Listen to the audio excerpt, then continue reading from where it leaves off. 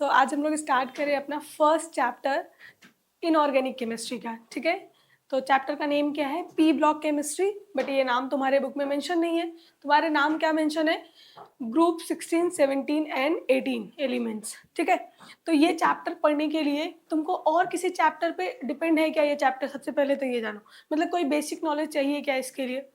तो अभी फिलहाल के लिए तो मैं यही बोलूँगी कि मैं बहुत ही बेसिक से स्टार्ट करने वाली हूँ ये चैप्टर।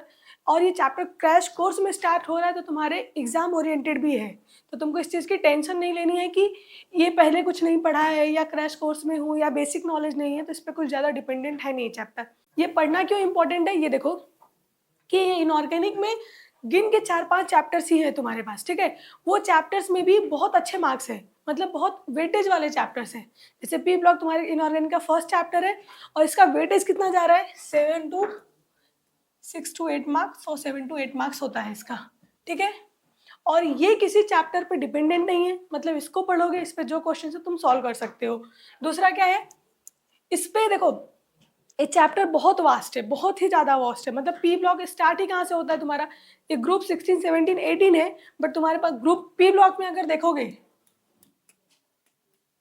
अगर तुम पी ब्लॉक में देखते हो तो कितने ग्रुप है? टोटल 6 ग्रुप है। कितने ग्रुप है? 6, 13 to 18। पर हम स्टार्ट कहाँ से कर रहे हैं? 16, 17, 18। अब डाउट ये है कि जो ये हम लोग 16, 17, 18 पढ़ने वाले हैं वो 13, 14, 15 ग्रुप पे डिपेंडेंट है क्या? नहीं है, बिल्कुल भी नहीं है। और अगर थोड़ा बहुत होगा भी तो हम उसको इसमें ही देख लेंगे, मतलब तुमको वहाँ जाके उसको रिविजन करने की ज़रूरत नहीं है। ठीक है, तो ये चैप्टर पी ब्लॉक में है। पी ब्लॉक कहाँ से स्टार्ट हो रहा है? 13 to 18 ग्रुप हो रहा है, और हमको कौन सा पढ़ना है? 16, 17 एंड 18। ओके, बस इतना ही पढ़ना है। मार्क्स कितना है इसका? 7 to 8 मार्क्स है। अब इसका थोड़ा सा हम लोग देखेंगे PYQs क्या है, मतलब लास्ट ईयर क्वेश्चन किस पे आ रहे हैं, कौन से क्वेश्चन किस पे बेस्ड है। ठीक है, पहले क्वेश्चन क्यों देख रहे हैं? क्योंकि जब हम लोग क्वेश्चंस एक बार देख चुके रहेंगे, एक बार हमारे माइंड में क्वेश्चंस के मेन पॉइंट्स रहेंगे, मेन नेम रहेंगे, तो तुमको क्या करोगे? जब थियरी पढ़ोगे ना तो तुमको रिकॉल होंगे, अरे हाँ इस पे क्वेश्चन था, इस पे क्वेश्चन था। ठीक है, तो एक बार क्वेश्चन देखना बहुत इंपॉर्टेंट है तुम्हारे लिए। अभी देखो क्वेश्चन किस पे बेस्ड आएगा, देखो ट्रेंड्स इन पीरियड्स और ट्रेंड्स एंड प्रॉपर्टीज। प्रॉपर्टीज क्या होगा? तुम्हारे जो पीरियोडिक टेबल है। और एक चीज समझो, अगर तुम्हारे पास कोई ग्रुप्स पढ़ने वाले हो, तुम किसी भी चैप्टर का ग्रुप पढ़ रहे हो, तो ग्रुप में क्या होंगे? एलिमेंट्स होंगे। तो पहले तुमको सबसे पहला काम यही कि तुमको एलिमेंट्स याद होने चाहिए, उस ग्रुप के एलिमेंट्स याद होने चाहिए। फिर उसकी प्रॉपर्टीज आएगी। प्रॉपर्टीज कितनी होगी? एक फिजिकल प्रॉपर्टी होगी और एक एटॉमिक प्रॉपर्टी होगी। उसमें ट्रेंड देखना है। ट्रेंड मतलब क्या? आगे चल के ये जो प्रॉपर्टी है ये इंक्रीज हो रही है, डिक्रीज हो रही है, कांस्टेंट है, ये सारा कुछ। तो देखो सबसे पहला क्वेश्चन किस में आएगा?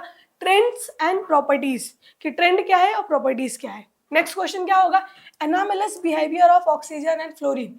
अभी तुमको थोड़ा भी टेंशन नहीं लेना है इस बात का कि ये क्या मीनिंग है, क्या ऑक्सीजन है, क्या फ्लोरीन है, एनामलस का क्या मीनिंग है। जब हम लोग पढ़ेंगे तो देखेंगे। अभी सिर्फ क्वेश्चन पे ध्यान दो कि ऐसा क्वेश्चन फॉर्म होता है और ऐसा ही क्वेश्चन आता है। ठीक है, नेक्स्ट क्या होगा? Oxo acids of sulphur and chlorine. Chlorine और सल्फर का क्या देखने हैं? ऑक्सो एसिड्स देखने हैं।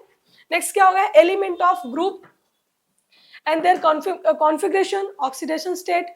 और उस पर देखो तुम्हारे एलिमेंट में जो भी बन सकता है उसका कॉन्फ़िगरेशन क्या है, उसका ऑक्सीडेशन स्टेट क्या है, ऑक्सीडेशन स्टेट होता क्या है, कैसे फॉर्म होता है, कैसे वेरी होता है, वो सब कुछ देखना है। मोस्ट स्टेबल ऑक्सीडेशन स्टेट कैसे बनेगा, ठीक है, वो सारा कुछ क्वेश्चन इसमें होगा। देन आएगा इंटर हैलोजन कंपाउंड। हैलोजन समझ में आता है, अभी देखेंगे हैलोजन क्या है। फिर उसके इंटर हैलोजन कंपाउंड क्या है। अभी ये बहुत ही ज्यादा इंपॉर्टेंट है। इस जरूरी नहीं कि एक क्वेश्चन में सब कुछ पूछेगा। कभी तुमको स्ट्रक्चर पूछेगा, कभी ज्योमेट्री पूछेगा, कभी शेप पूछेगा, कभी बॉन्ड एंगल पूछेगा, कभी हाइब्रिडाइजेशन पूछेगा। अगर ज्यादा मार्क्स के लिए पूछेगा तो तीनों पूछेगा। कोई भी एक कंपाउंड दे देगा, उसका सब कुछ पूछ सकता है। कौन सा? इंटर हैलोजन कंपाउंड का। नेक्स्ट क्या होगा? Contact process of H2SO4। अभी देखो जो तुम्हारे एलिमेंट्स है तुम्हारे पीरियोडिक टेबल में या ग्रुप 16, 17, 18 में जो भी एलिमेंट्स प्रेजेंट है उसमें जो इंपॉर्टेंट कंपाउंड बनेगा, जैसे HCl हो गया, ओजोन हो गया, O2 हो गया, H2SO4 हो गया, ये कुछ इंपॉर्टेंट कंपाउंड है जो कि डे टू डे लाइफ में यूज हो रहा है, इंडस्ट्री में बहुत ज़्यादा यूज है, तुम्हारे लैब में बहुत ज़्यादा यूज है। तो उसका प्रिपरेशन देखना पड़ेगा। तो प्रिपरेशन के साथ साथ और क्या देखोगे?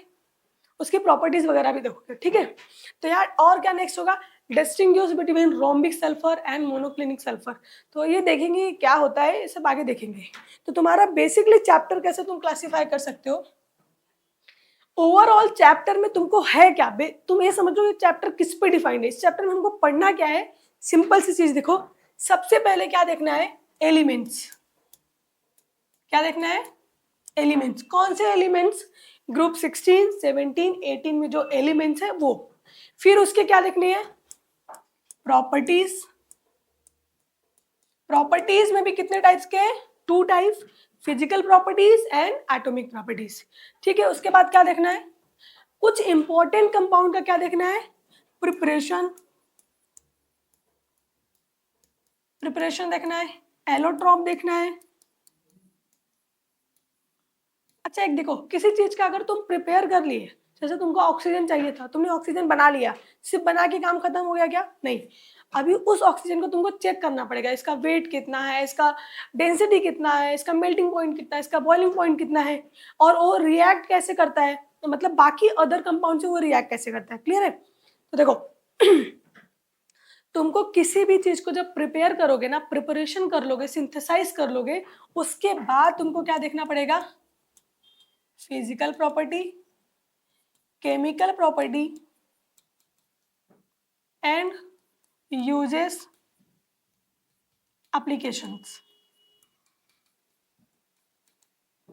किसी भी कंपाउंड का अगर तुम प्रिपेयर कर रहे हो, किसी भी एलिमेंट को अगर तुम प्रिपेयर कर रहे हो, तो तुमको क्या देखना पड़ेगा, उसका physical property, chemical property, uses, application. अब तुम देखो, इतने तुम्हारे इस चैप्टर में ना बहुत सारे कंपाउंड को प्रिपेयर किया गया है, तो तुमको सबका प्रिपरेशन नहीं देखना है, इन क्रैश कोर्स में नहीं देखना है, क्योंकि सब पूछता ही नहीं है, तो प्रिपरेशन तुमको नहीं देखना है।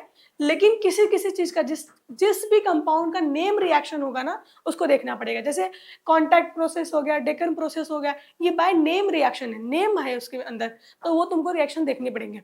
सब रिएक्शन के यूजेस जरूर देखने पड़ेंगे, और उसके एप्लीकेशंस भी देखने पड़ेंगे। मे भी तुमको एग्जाम में प्रिपरेशन नहीं करवाएगा कि prepare the Cl2, prepare H2SO4, but उसके यूजेस जरूर पूछेगा। प्रिपेयर ओजोन, प्रिपरेशन नहीं पूछेगा, पर क्या पूछेगा, use of ozone, application of ozone. Clear है। तो ये तीनों चीज पूछ सकता है, तो इसमें तुमको ध्यान देना है। तुम्हारे चैप्टर में बहुत सारा फिजिकल, केमिकल और प्रिपरेशन में ही चैप्टर कवर है, पर ये छोड़ के तुमको किस पे ध्यान देना है, एग्जाम पॉइंट ऑफ व्यू से अगर देखते हो तो यूजेस और एप्लीकेशन पे फोकस करना है। क्लियर है। उसके बाद आएगा एलोट्रॉप, फिर आएगा ऑक्सो एसिड्स। ये बहुत इंपॉर्टेंट है, एलोट्रॉप और ऑक्सो एसिड बहुत इंपॉर्टेंट है, बहुत ही ज्यादा इंपॉर्टेंट है, क्योंकि ये स्ट्रक्चर बेस्ड क्वेश्चन है। ठीक है, तो ऑक्सो एसिड्स हो गए। उसके बाद अभी क्या आएगा, नेक्स्ट क्या आएगा, halogen. Halogen and inter halogen. ठीक है, halogen and inter halogen compounds देखना है यहाँ पे।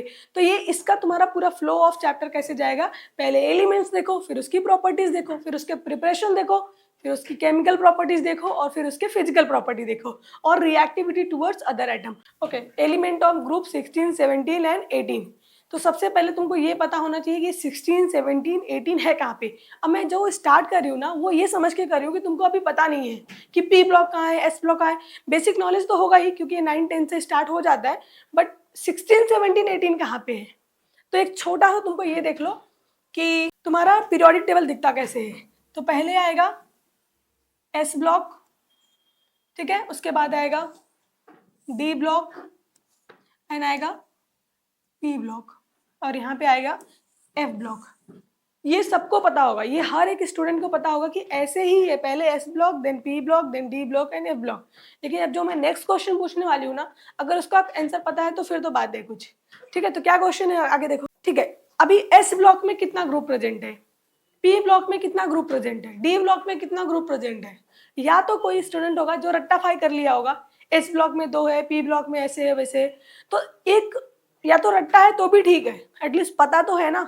अगर रट्टा भी नहीं है, पता भी नहीं है, लॉजिक भी नहीं पता है, तो फिर कुछ प्रॉब्लम है। तो अभी मैं जो बता रही हूँ ध्यान से सुनना, अगर नहीं पता है तो पहले तो अगर है तो आंसर लिखो।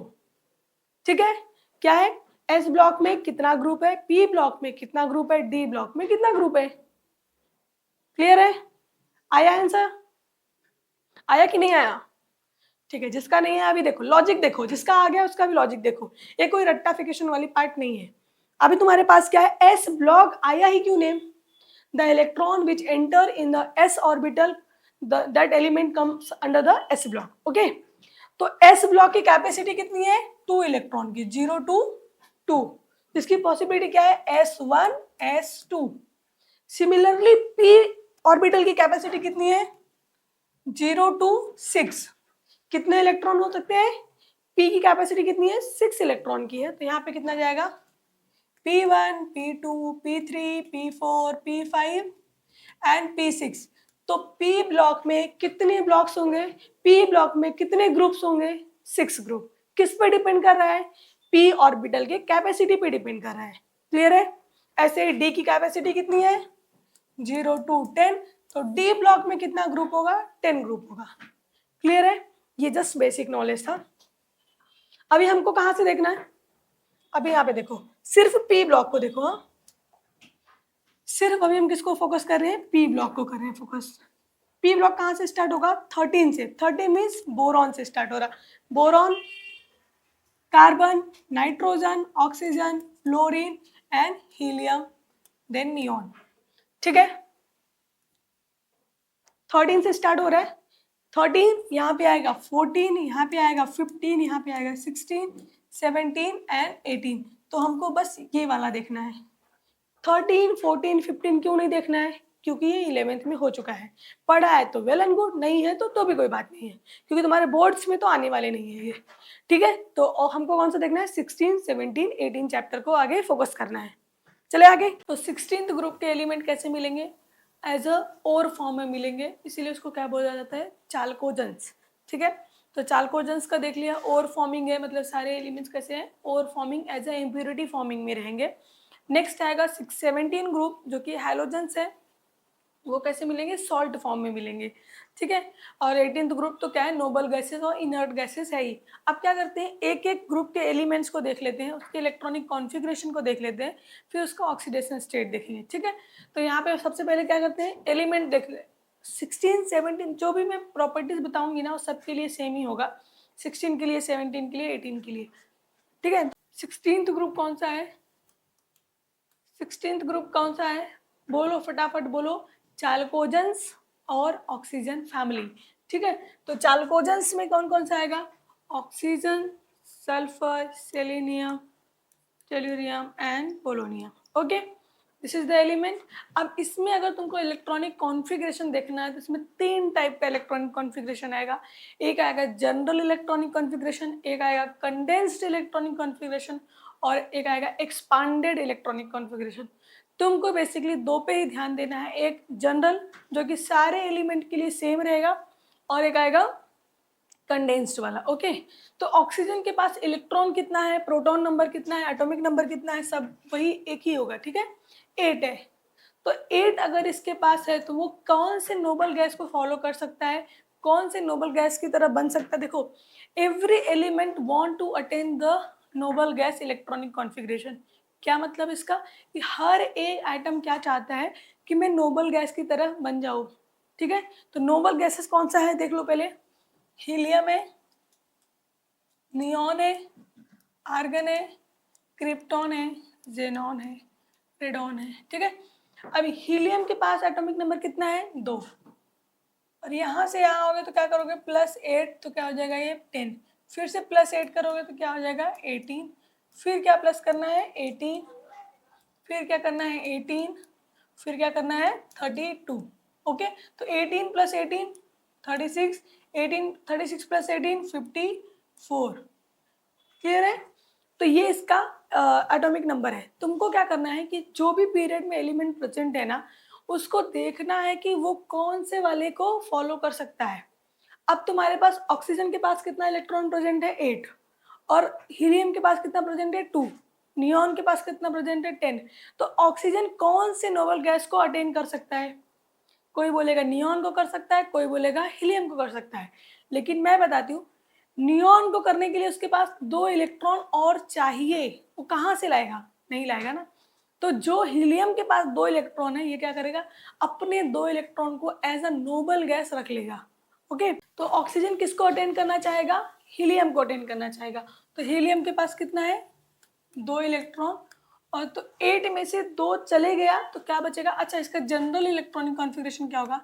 NS2Np4। Okay, NS2Np4, N stand for the number of period. कौन से पीरियड का एलिमेंट है वो? क्लियर है? तो ऑक्सीजन कौन से पीरियड का एलिमेंट है? सेकेंड पीरियड का एलिमेंट है।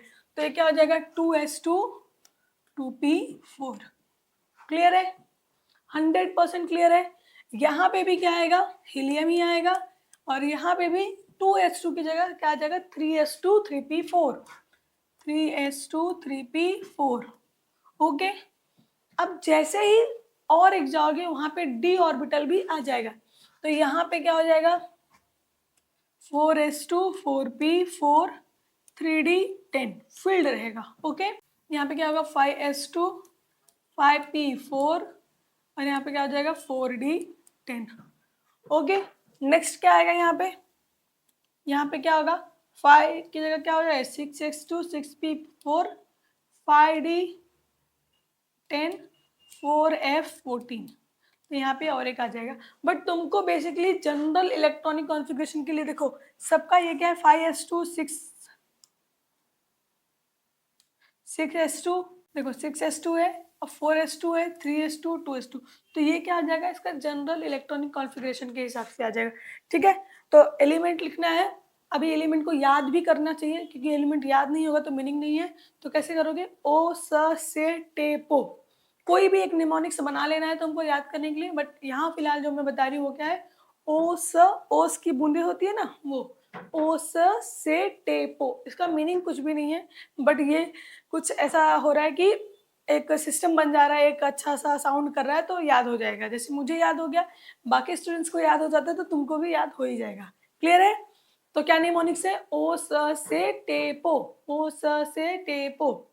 अब एटॉमिक नंबर भी इजी है याद करना। इसका कितना है? 8।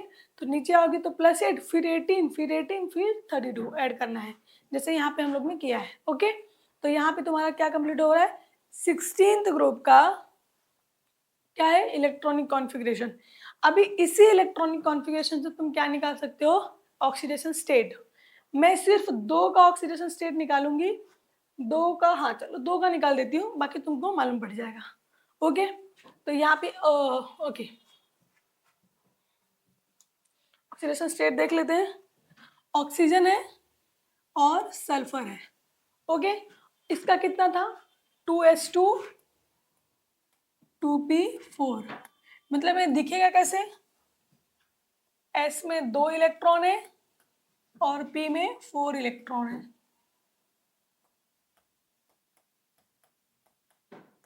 ठीक है, तो जितना ऑक्सीडेशन स्टेट क्या होता है बेसिकली, तो जितना अनपेड इलेक्ट्रॉन है ना, उतना वो क्या करेगा? बॉन्ड बनाएगा, उसी पे उसका ऑक्सीडेशन स्टेट डिसाइड होता है।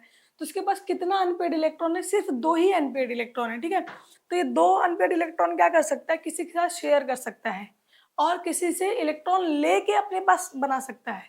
तो बेसिकली ऑक्सीजन क्या करता है? -2 +2 ऑक्सीडेशन स्टेट दिखाता है। मतलब फ्रॉम -2 to +2, इसके बीच का भी ऑक्सीडेशन स्टेट दिखा सकता है। क्या दिखा सकता है? -2 -1 +1 +2, मतलब ये इसका। लेकिन most most most stable oxidation state क्या है? -2 ही है इसका। ओके, क्लियर है? क्योंकि ये क्या है? सेकेंड मोस्ट इलेक्ट्रोनेगेटिव आइटम है, तो इलेक्ट्रॉन लेना पसंद करता है compare to sharing, compare to donating. Okay, तो ये इलेक्ट्रॉन लेगा और खुद के ऊपर चार्ज क्या करेगा? -2। इसका ऑक्सीडेशन स्टेट समझा कैसे आया?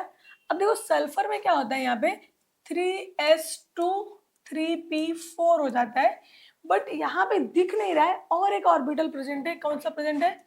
3d, लेकिन उसमें इलेक्ट्रॉन कितना है? 0। ओके, तो इसकी वजह से क्या होगा? देखो 3 1 2,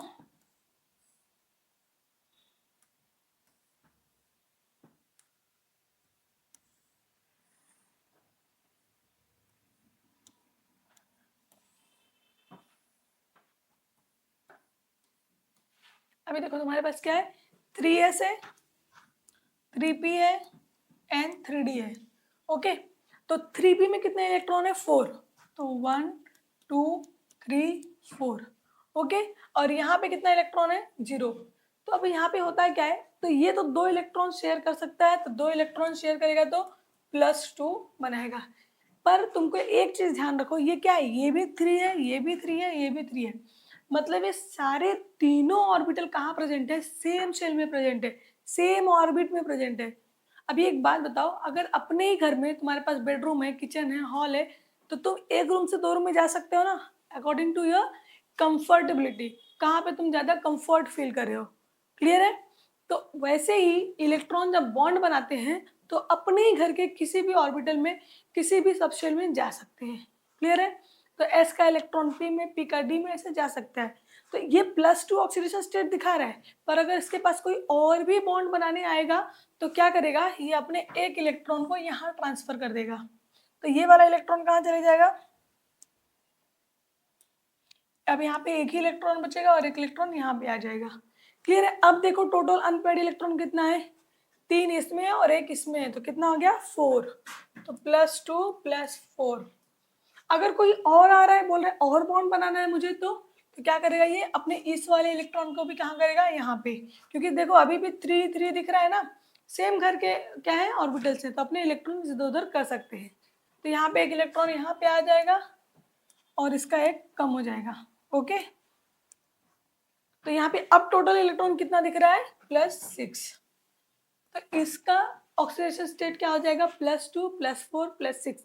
तो यहाँ पे सिर्फ +2 था, -2 था, यहाँ पे +2 टू +6 तक जा रहा है। मतलब ये क्या बोलोगे इसको? Expanded oxidation state. क्या है ये? Expanded oxidation state. समझ में आ रहा है? इसका बहुत ज्यादा अभी तुम जब पढ़ोगे ना, क्यों ऑक्सीजन अदर एलिमेंट की तरह बिहेव नहीं करता है, ऑक्सीजन का अनोमलस बिहेवियर पढ़ोगे, तो ये मेन तुम्हारा पॉइंट होगा।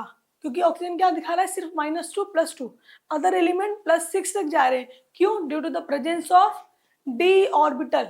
2 में कोई डी ऑर्बिटल नहीं है, यहाँ पे डी ऑर्बिटल प्रेजेंट है, इसलिए यहाँ पे एक्सपांडेशन हो जा रहा है।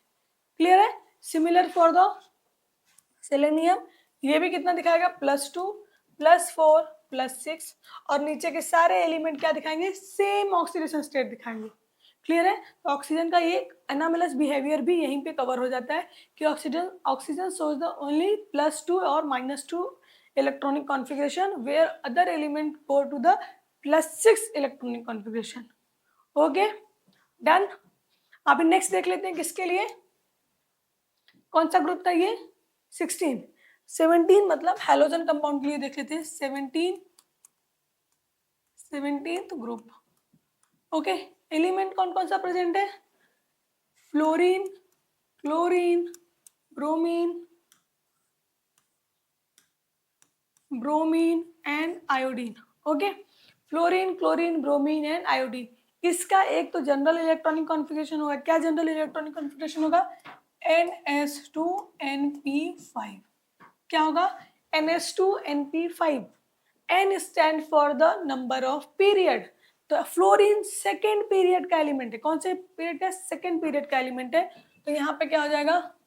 2s2 2p5। यहाँ पे क्या हो जाएगा?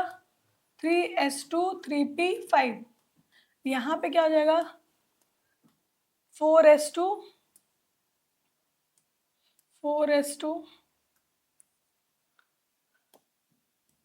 4p5। लेकिन यहाँ पे 3d10 भी आ जाएगा फिल्ड। तो हम लोग यही वाला बस देखते हैं, ठीक है? यहाँ पे क्या होगा? एक और एस्टोनिन करके आता है यहाँ पे क्या हो जाएगा? 3d हो गया, 4d0 5s2 4d10 5s2 5p5। यहाँ पे क्या हो जाएगा? 4f14 5d10 6s2 6p5। हमको सिर्फ इतना ही ध्यान देना है बस, s वाला। ठीक है? तो ये इसका कौन सा कंडेंस फॉर्म चल रहा है? कौन सा फॉर्म चल रहा है? कंडेंस इलेक्ट्रॉनिक कॉन्फ़िगरेशन चल रहा है। अब यहाँ पे देखो, अब इसका ऑक्सीडेशन स्टेट बताना है। ये तुम्हारा इलेक्ट्रॉनिक कॉन्फ़िगरेशन हो गया कंडेंस्ड वाला। फ्लोरीन में नंबर ऑफ इलेक्ट्रॉन कितना है? ऑक्सीजन का था 8, तो इसका होगा 9। 9 के बाद +8 करो, +18 करो, +18 करो, +32 करो। 8, 18, 18, 32, ठीक है। अब यहाँ पे देखो, अगर तुमको ऑक्सीडेशन स्टेट निकालना है तो तुमको क्या होना चाहिए कि इलेक्ट्रॉन पता होना चाहिए कैसे अरेंज्ड है। तो S में कितना इलेक्ट्रॉन है 2, P में कितना इलेक्ट्रॉन है 5, 1, 2, 3, 4, 5, ठीक है। तो अब इसका ऑक्सीडेशन स्टेट बताने के लिए कितना अनपेयर्ड इलेक्ट्रॉन प्रेजेंट है वो देखो, एक प्रेजेंट है। अब इसको ऑक्टेट कंप्लीट करने के लिए कितना चाहिए, एक ही चाहिए। तो ये क्या करेगा, इलेक्ट्रॉन को ले लेता है। कंपेयर टू डोनेट करने से अच्छा क्या करेगा, वो इलेक्ट्रॉन को ले लेगा, ठीक है। अब इलेक्ट्रॉन को ले लेगा तो कितना हो जाएगा -1। इसका सिर्फ ये एक ही ऑक्सीडेशन स्टेट दिखाता है -1, कभी +1 और कुछ भी नहीं दिखाएगा। तो ऑक्सीडेशन स्टेट क्या है -1। बट जैसे ही क्लोरीन में आओगे तुम, क्लोरीन के पास क्या है, ये 2s2 2p5, ठीक है, 3s2 3p5, 1 2 3 4 5। यहाँ पे और एक अवेलेबल है, क्या अवेलेबल है यहाँ पे, एक d ऑर्बिटल भी अवेलेबल है, ठीक है। अब इसके हिसाब से तो एक क्या ऑक्सीडेशन स्टेट दिखाएगा, एक अनपेयर्ड इलेक्ट्रॉन है तो एक -1 दिखाएगा और एक +1 भी दिखाएगा। अगर इलेक्ट्रॉन शेयर करेगा तो +1 और लेगा तो -1, क्लियर है। अब यहाँ से देखो, ये भी क्या है 3D ही है। तो जैसे मैंने अभी सिखाया था ऑक्सीजन वाले में, वैसे ही ये सेम घर के लोग हैं, तो यहाँ से इलेक्ट्रॉन वहाँ जाएगा। तो जैसे इसको मैंने यहाँ पे कर दिया तो ये यहाँ से हट जाएगा, है ना। तो अब कितना दिख रहा है 3, तो +3 और एक हटाओगे +5 और एक हटाओगे +7, ठीक है। तो ये सारे ऑड ऑक्सीडेशन स्टेट दिखाएंगे। तो मतलब क्या होगा कि halogens family shows the all odd oxidation state from -1 +1 to +7, okay. और ये जो बढ़ गया है -1 से +7 तक चले गया है, इसको क्या बोलोगे, expanded oxidation state, okay, due to the presence of empty orbital. जैसे क्लोरीन का हुआ है वैसे ब्रोमीन भी कितना दिखाएगा, -1 +1 +3 +5 एंड +7, ओके। ये पूरा क्या है ऑक्सीडेशन स्टेट दिखाएगा, कौन, तुम्हारा कौन सी फैमिली, 16 एंड 17 फैमिली, ओके। और क्या बाकी है देखते हैं, ओके। अभी प्रॉपर्टी देख लेते हैं। प्रॉपर्टी का क्या है कि अगर तुम कोई पीरियड पढ़ रहे हो, पीरियोडिक टेबल का कोई भी ट्रेंड वगैरह पढ़ रहे हो, तो उसमें क्या होगा, दो टाइप की प्रॉपर्टी पढ़नी पड़ेगी, एक एटॉमिक प्रॉपर्टी,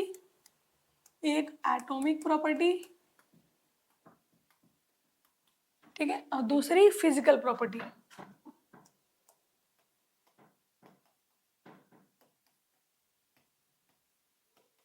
ठीक है। दूसरी कौन सी है, फिजिकल प्रॉपर्टी है। एटॉमिक प्रॉपर्टी पढ़ने के लिए देखो, एटॉमिक प्रॉपर्टी पढ़ने के लिए कम से कम एक सीरीज तो मैं लिख देती हूँ ताकि तुमको समझ में आए।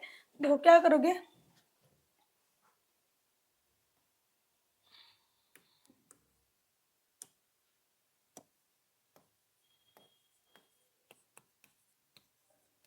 ठीक है, और यहाँ पे क्या हो जाएगा, फ्लोरीन, एस्टोनिन। अभी देखो क्या देखना है, एटॉमिक प्रॉपर्टी में तुमको देखना क्या है, पहले एटॉमिक रेडियस, मतलब एटॉमिक रेडियस इनका डाउन द ग्रुप इंक्रीज हो रहा है या डिक्रीज हो रहा है, ओके। उसके बाद देखना है ionic radius, ionic radius increase हो रहा है कि डिक्रीज हो रहा है, बेसिकली ये दोनों का सेम ही होता है। उसके बाद क्या होगा, तुमको क्या देखना है, इलेक्ट्रोनेगेटिविटी, ये इंक्रीज हो रहा है डाउन द ग्रुप की डिक्रीज हो रहा है। आयनाइजेशन एंथैल्पी क्या हो रहा है, इलेक्ट्रॉन गेन एंथैल्पी क्या हो रहा है, ये सारी प्रॉपर्टीज देखनी है, ठीक है। तो एक बार पीरियड में देख सकते हो और एक बार ग्रुप में देखोगे। तो बेसिकली हम लोग ग्रुप में ही देखने वाले हैं, ठीक है, उसका अपोजिट कर दोगे तो पीरियड में आ जाएगा। तो इन अ ग्रुप की बात करेंगे हमेशा, कहाँ बात करेंगे, इन a group, in a group भी कहाँ, from top to bottom, okay, from top to bottom की बात कर रहे हैं। As we go from top to bottom, atomic size increases, क्यों increases, due to addition of new orbit और new shell. जैसे जैसे नीचे आओगे एक नया नया शेल बढ़ते जा रहा है और उस नए शेल के बढ़ने की वजह से एटम का साइज क्या हो रहा है, इंक्रीज हो रहा है, ठीक है। तो एटॉमिक साइज क्या होगा यहाँ पे, एटॉमिक साइज क्या हो रहा है, इंक्रीज हो रहा है down the group, okay. Similar for the ionic size, increases down the group, ठीक है। अब देखो नेक्स्ट देखो, ionisation enthalpy.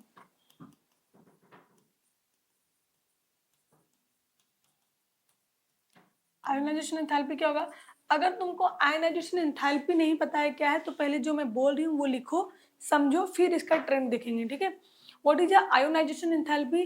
The amount of energy required to remove one electron from outermost shell. मतलब उस एटम का जो भी आउटर मोस्ट शेल है ना, उसमें से एक इलेक्ट्रॉन निकालने को क्या बोलोगे? Ionisation enthalpy. तो कभी भी इलेक्ट्रॉन निकालने के लिए भी एनर्जी लगती है, डालने के लिए भी एनर्जी लगती है। अब वो एनर्जी अगर नेगेटिव में है, इसका मतलब उसने डोनेट किया हुआ, अगर पॉजिटिव है तो उसने क्या लिया है? एनर्जी एनवायरनमेंट से लिया हुआ है, ठीक है। कभी भी मॉलिक्यूल स्टेबल कब होगा? जब उसका एनर्जी प्रोडक्ट साइड में कम रहेगा, ठीक है। वो सब पार्ट छोड़ो, आयनाइजेशन एंथैल्पी पे फोकस करते हैं। फिर से सुनो, डेफिनेशन लिखो। Ionisation enthalpy is the amount of energy required to remove one electron from the outermost shell. Okay, done. अब तो बताओ कि हम लोग अगर फ्रॉम टॉप टू बॉटम आ रहे हैं, तो आउटर मोस्ट शेल से इलेक्ट्रॉन इजीली निकलेगा कि हार्डली निकलेगा? मतलब किसको एनर्जी ज़्यादा लगेगा? फिर से समझो, मुझे ऑक्सीजन में से एक इलेक्ट्रॉन निकालना है और पोलोनियम में से एक इलेक्ट्रॉन निकालना है। कौन इजीली इलेक्ट्रॉन दे देगा? जिसका साइज छोटा है, उसके ऊपर न्यूक्लियस पावर बहुत ज़्यादा लगा हुआ है, ठीक है। उसके ऊपर न्यूक्लियस अपनी तरफ खींचे जा रहा है उसको, इलेक्ट्रॉन को, तो वहां से इलेक्ट्रॉन निकालना क्या है? टफ है, हार्ड है। बट जैसे ही पोलोनियम में आओगे, एटॉमिक साइज बड़ा सा हो गया है, अब उसका न्यूक्लियस पावर लग नहीं पा रहा है उसके पास, क्लियर है। और उसके पास न्यूक्लियस पावर नहीं लगे तो उसका इलेक्ट्रॉन लूजली हेल्ड है और वो निकल जाएगा। फिर से समझो, जो बच्चे घर पे रह रहे हैं और जो स्टूडेंट्स हॉस्टल में रह रहे हैं, अगर बाहर घूमने जाना होगा तो कौन इजीली चले जाएगा घूमने? ऑब्वियस है, कौन? हॉस्टल वाले। क्यों? क्योंकि उनके पेरेंट्स कहाँ हैं? दूर हैं। वो घूम के आएंगे तभी भी आके बता सकते हैं हाँ घूमने गया था, नहीं भी बता सकते हैं, ठीक है। तो ये क्या है? इनका पेरेंट्स से कनेक्शन क्या है? लूजली हेल्ड है, लूजली। तो वो जा सकते हैं। जो घर पे हैं उनको निकलने से पहले ही बताना पड़ेगा कहाँ जा रहा हूँ, तो उनका न्यूक्लियस पावर क्या है? हाई है। समझ में आ रहा है? तो न्यूक्लियस पावर हाई होने की वजह से इलेक्ट्रॉन निकालना ईजी नहीं है, उनको घर से निकलना ईजी नहीं है, तो वहाँ पे आयोनाइजेशन एंथैल्पी ज़्यादा लगेगा। तो smaller the size, higher the ionisation enthalpy. So as we go down the group, atomic size increases. As atomic size increases, ionization enthalpy decreases. Down the group decreases. Okay? इनको कम energy लगेगा electron निकालने के लिए compare to these groups, these elements. Electronegativity क्या होगा? Electronegativity electronegativity क्या होगा? अभी देखो, पहले इलेक्ट्रोनेगेटिविटी अगर नहीं पता है तो डेफिनेशन लिखो, फिर आगे चलेंगे। Electronegativity is the power of atom to attract the shared paired electron. एक एटम का पावर कितना लग रहा है इलेक्ट्रॉन को अपनी तरफ खींचने के लिए। जैसे देखो, अगर मैं हाइड्रोजन और हाइड्रोजन का बॉन्ड बनाती हूँ, तो यहाँ पे ये दोनों का कैसा है? इसका एक इलेक्ट्रॉन है और इसका एक इलेक्ट्रॉन है, और दोनों ने प्रॉपरली इक्वली शेयर किया हुआ है, और ये दोनों इलेक्ट्रॉन कहाँ है? सेंटर पे है, ठीक है। बट मैं अगर यहाँ पे ऑक्सीजन और हाइड्रोजन का बॉन्ड बनाती हूँ, तब ये दोनों सेम एटम नहीं है। मे बी ये बॉन्ड कैसे बना हुआ है? दोनों के इलेक्ट्रॉन से बना हुआ है। एक इलेक्ट्रॉन ऑक्सीजन का है, एक इलेक्ट्रॉन हाइड्रोजन का है, दोनों ने अपना अपना इलेक्ट्रॉन दिया हुआ है। पर ऑक्सीजन कैसा है? मोर इलेक्ट्रोनेगेटिव है, तो क्या करेगा? अपनी तरफ खींच लेगा इलेक्ट्रॉन को। तो जो हाइड्रोजन का भी इलेक्ट्रॉन है किसकी तरफ आ गया है? ऑक्सीजन की तरफ। और इसके पास क्या हो जाएगा? माइनस नेगेटिव, यहाँ पे क्या हो जाएगा? Plus positive. क्लियर है? Partial negative partial positive charge आ जाएगा। तो इसी को क्या बोलोगे? इलेक्ट्रोनेगेटिविटी। जो जितना इलेक्ट्रॉन अपनी तरफ खींच सकता है उसी को क्या बोलोगे? इलेक्ट्रोनेगेटिविटी हाई है। तो क्या हो जाएगा? डेफिनेशन लिखो। इलेक्ट्रोनेगेटिविटी इज द क्या है? Power of atom to attract, power of atom to attract shared paired electron. जो इलेक्ट्रॉन शेयर किया गया हुआ है उसको खींचने का, to attract the shared paired electron. Okay, अब देखते हैं कि ट्रेंड कैसा होगा, मतलब इस ग्रुप में ट्रेंड कैसा होगा। As we go down the group, electronegativity decreases. क्यों डिक्रीजेस हो रहा है? क्योंकि एटम का साइज इतना बड़ा हो जा रहा है कि ये खुद के ही इलेक्ट्रॉन नहीं संभाल पा रहे हैं, सामने वाले से क्या ही लेंगे वो। समझ में आ रहा है? तो यहाँ पे क्या हो जाएगा, इलेक्ट्रोनेगेटिविटी डिक्रीजेस। और ये जो क्राइटेरिया मैंने बताया है वो सबके लिए, सारे ग्रुप्स के लिए, group 16, group 17, group 18। Okay, oxidation state भी समझ गया, इलेक्ट्रो फिजिकल प्रॉपर्टी भी समझ गया, सॉरी एटॉमिक प्रॉपर्टी। तुमको एग्जाम में पूछेगा एटॉमिक प्रॉपर्टी लिखो या फिजिकल, तो समझ में आना चाहिए, ये नहीं कि जो याद है वो लिख दिया। फिजिकल याद है फिजिकल लिखा, एटॉमिक याद है एटॉमिक। एटॉमिक प्रॉपर्टी बोलेगा तो atomic size, ionic size, ionisation enthalpy and electronegativity. Clear है? और एक चीज है कि देखो, एक और इलेक्ट्रॉन गेन एंथैल्पी है। क्या है? Electron gain enthalpy. मतलब कि इलेक्ट्रॉन ऐड करने के लिए किसको एनर्जी ज्यादा लगेगा, किसको कम। एनर्जी किसको ज्यादा लगेगा? जो अनस्टेबल हो जाएगा। समझो मुझे कुछ चाहिए ही नहीं, मुझे डांस क्लास जाना ही नहीं है, पर मेरे पेरेंट्स मुझे जबरदस्ती भेज रहे हैं, तो उनको एनर्जी ज़्यादा लगेगा भेजने में। बट कोई एक ऐसा है जिसको खुद से पसंद है, तो टाइम से पहले ही रेडी हो जाएगा जाने के लिए। समझ में आ रहा है? तो जिसको वो चीज़ चाहिए नहीं फिर भी तुम दोगे तो उसमें तुमको एनर्जी ज़्यादा लगेगा।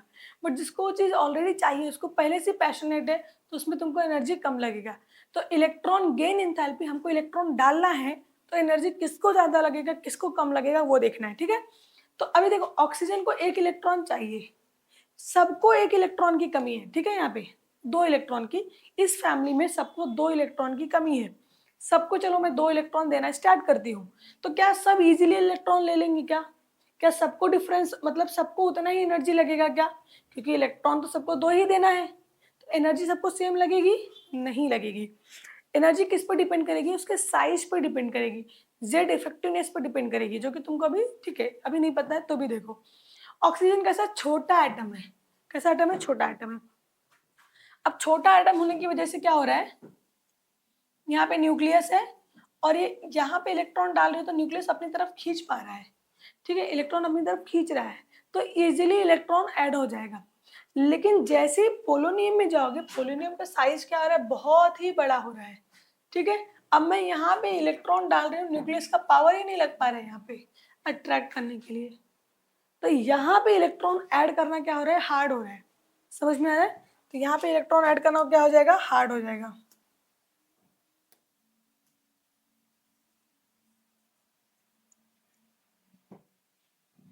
ठीक है?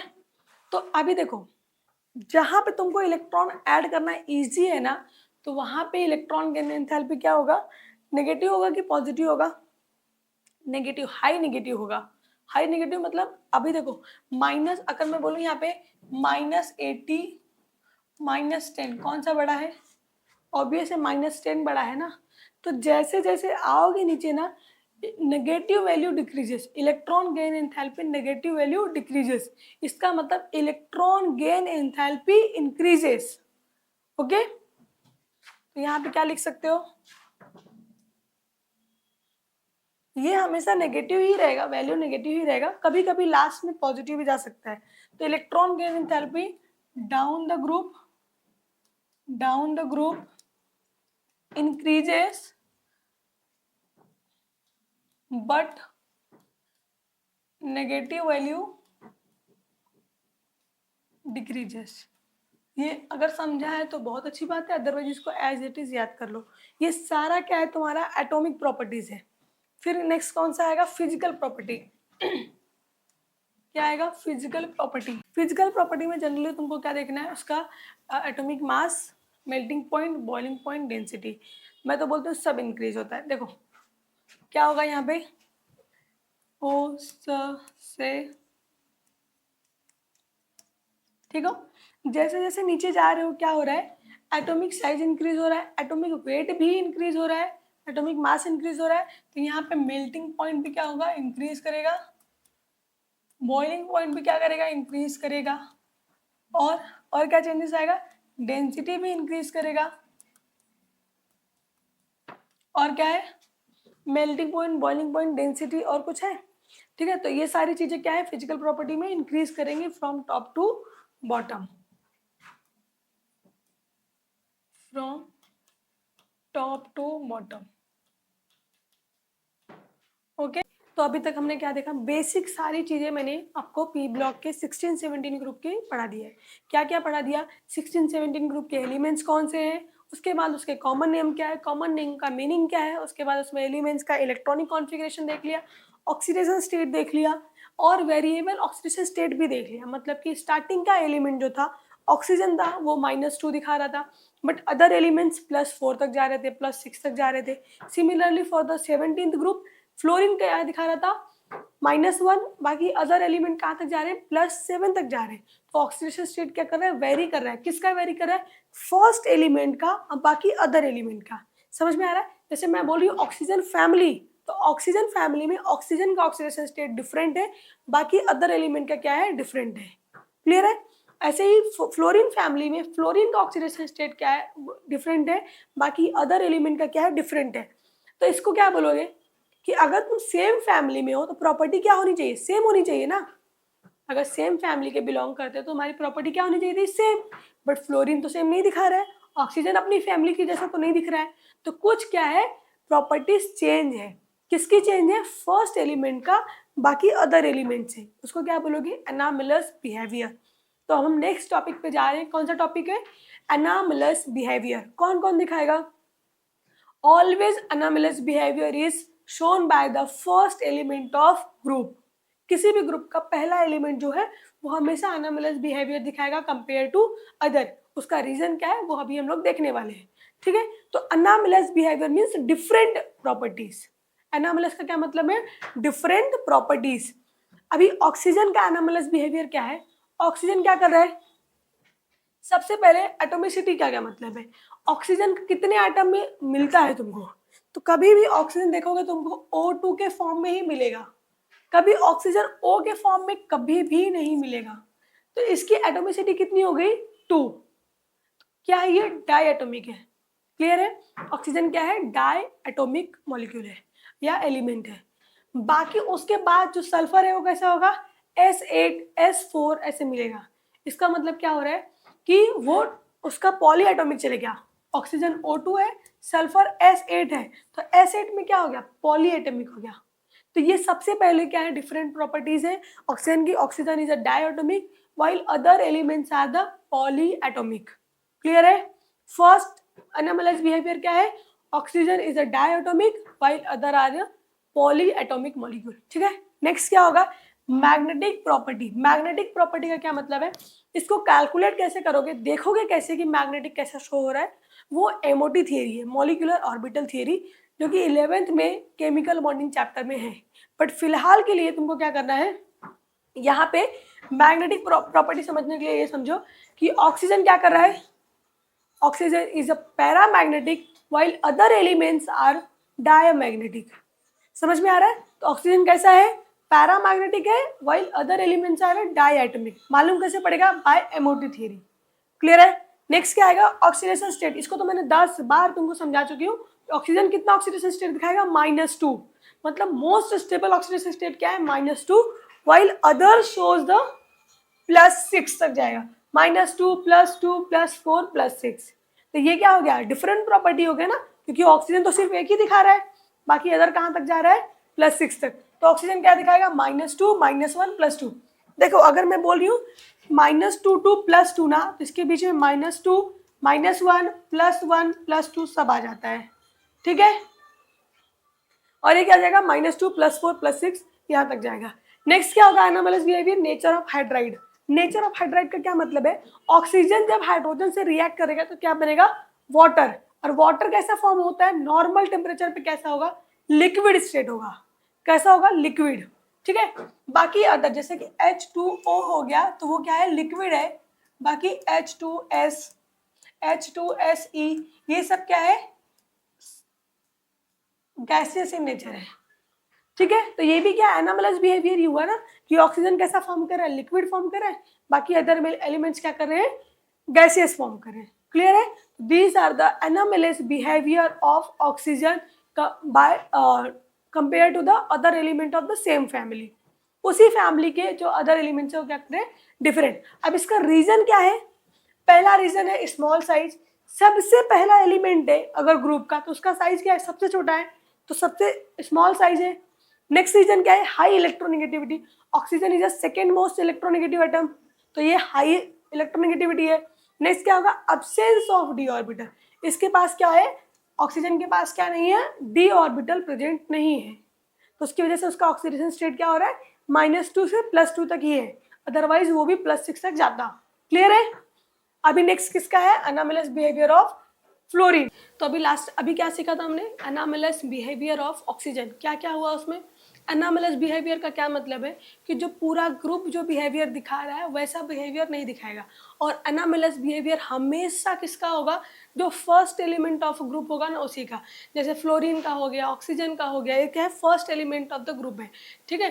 तो अनोमलस बिहेवियर हमेशा फर्स्ट एलिमेंट का। उसके रीजन क्या क्या होते हैं, वो एटॉमिक साइज में कम होता है, उसके बाद डी ट्रांजिशन, डी ऑर्बिटल से प्रेजेंट नहीं है, ऐसे बहुत सारे रीजन्स हैं। तो अनोमलस बिहेवियर ऑफ ऑक्सीजन देख लिया, प्लस उसके रीजन्स देख लिए, कौन कौन से रीजन है अनोमलस बिहेवियर के। रीजन क्या होगा, स्मॉल एटॉमिक साइज है, high electronegative, absence of D orbital है। बस यही 3 रीजन की वजह से क्या हो रहा है, इतना डिफरेंट अनोमलस बिहेवियर दिखा रहा है, डिफरेंट बिहेवियर दिखा रहा है या फिर अनोमलस बिहेवियर दिखा रहा है। तो अगर ऑक्सीजन का हो गया तो नेक्स्ट ग्रुप कौन सा आएगा, फ्लोरीन ग्रुप आएगा। नेक्स्ट ग्रुप कौन सा आएगा, फ्लोरीन। अब फ्लोरीन में कौन कौन से एलिमेंट प्रेजेंट है, क्लोरीन, ब्रोमीन एंड आयोडीन। तो ये सारे जो एलिमेंट्स हैं वो सेम प्रॉपर्टीज दिखाएंगे कि डिफरेंट, वही देखना है, ठीक है। तो सेम डिफरेंट किस पर डिपेंड करता है, जनरली तो पूरे ग्रुप के एलिमेंट्स क्या दिखाएंगे, सेम प्रॉपर्टी दिखाते हैं, बट यहाँ फ्लोरीन क्या दिखाएगा, थोड़ी सी प्रॉपर्टीज क्या दिखाएगा, डिफरेंट दिखाएगा। किससे डिफरेंट दिखाएगा, बाय द अदर एलिमेंट्स, ठीक है। जो भी एलिमेंट्स प्रेजेंट है तुम्हारे और ग्रुप में उससे थोड़ा डिफरेंट दिखाएगा कौन, फ्लोरीन। क्लियर है। तो अभी कौन कौन से दिखाएगा वो नेक्स्ट में देखो, यहाँ पे क्या दिया हुआ है तुमको, सबसे पहले यही दे दिया हुआ है, रीजन दे दिया हुआ है। तो रीजन से पहले देख लेते हैं कौन कौन सी बिहेवियर है। देखो बिहेवियर मैंने पूरा कंपाइल किया है एक में, तो तुम ऐसे ही याद कर लो। देखो अनोमलस बिहेवियर ऑफ ऑक्सीजन और अनोमलस बिहेवियर ऑफ फ्लोरीन दोनों बहुत इंपॉर्टेंट है, क्योंकि दोनों में से क्वेश्चंस पूछता है, ठीक है। तो अनोमलस बिहेवियर क्या क्या होगा, पहले तो ये देखो, हाईएस्ट आयोनाइजेशन एंथैल्पी। ग्रुप में जितने भी एलिमेंट प्रेजेंट है, ग्रुप में जितने भी एलिमेंट प्रेजेंट है, इसका आयोनाइजेशन एंथैल्पी क्या होगा, हाईएस्ट होगा। इलेक्ट्रोनेगेटिविटी भी क्या है, हाईएस्ट है। इलेक्ट्रोड पोटेंशियल भी क्या है, हाईएस्ट है। तो ये हाईएस्ट वाले हो गए, ठीक है, हाईएस्ट वाले हो गए। क्लियर है। अब यहाँ पे क्या होगा, देखो ionic radii, covalent radii, melting point, boiling point lower than the other halogen group, other halogen element. Okay, क्यों होगा, आयनिक रेडाई तो तुमको पता है, as we go down the group atomic size increases, ठीक है, बट फ्लोरीन का सबसे कम होगा। फिर ionization enthalpy, covalent radii, ionic radii तो सेम ही हो गया। उसके बाद मेल्टिंग पॉइंट, बॉइलिंग पॉइंट क्यों होता है कम, क्योंकि इनमें बहुत ज़्यादा रिपल्शन दिखता है। किसका रिपल्शन, देखो फ्लोरीन मतलब क्या हो गया, F2 ही लिखोगे ना, कभी फ्लोरीन अकेला तो मिलेगा नहीं, F2 गैस ही मिलेगा। अब इसको ब्रेक करना, F के फॉर्म में ले जाना बहुत ईजी है। क्यों, क्योंकि फ्लोरीन के पास क्या है, बहुत सारे लोन पेयर प्रेजेंट है, और ये बॉन्ड बना है, इसके पास भी बहुत सारे लोन पेयर प्रेजेंट है। तो ये लोन पेयर आपस में क्या करें, बहुत ज़्यादा रिपल्शन दिखाते हैं, और उस रिपल्शन इतना ज़्यादा है कि थोड़ा भी हीट दोगे, थोड़ा भी टेम्परेचर दोगे तो ये क्या हो जाएंगे, ब्रेक हो जाएंगे। तो ये क्या हो जाएगा, बहुत ही लोअर मेल्टिंग पॉइंट और बॉइलिंग पॉइंट हो जाएगा कंपेयर टू अदर एलिमेंट्स।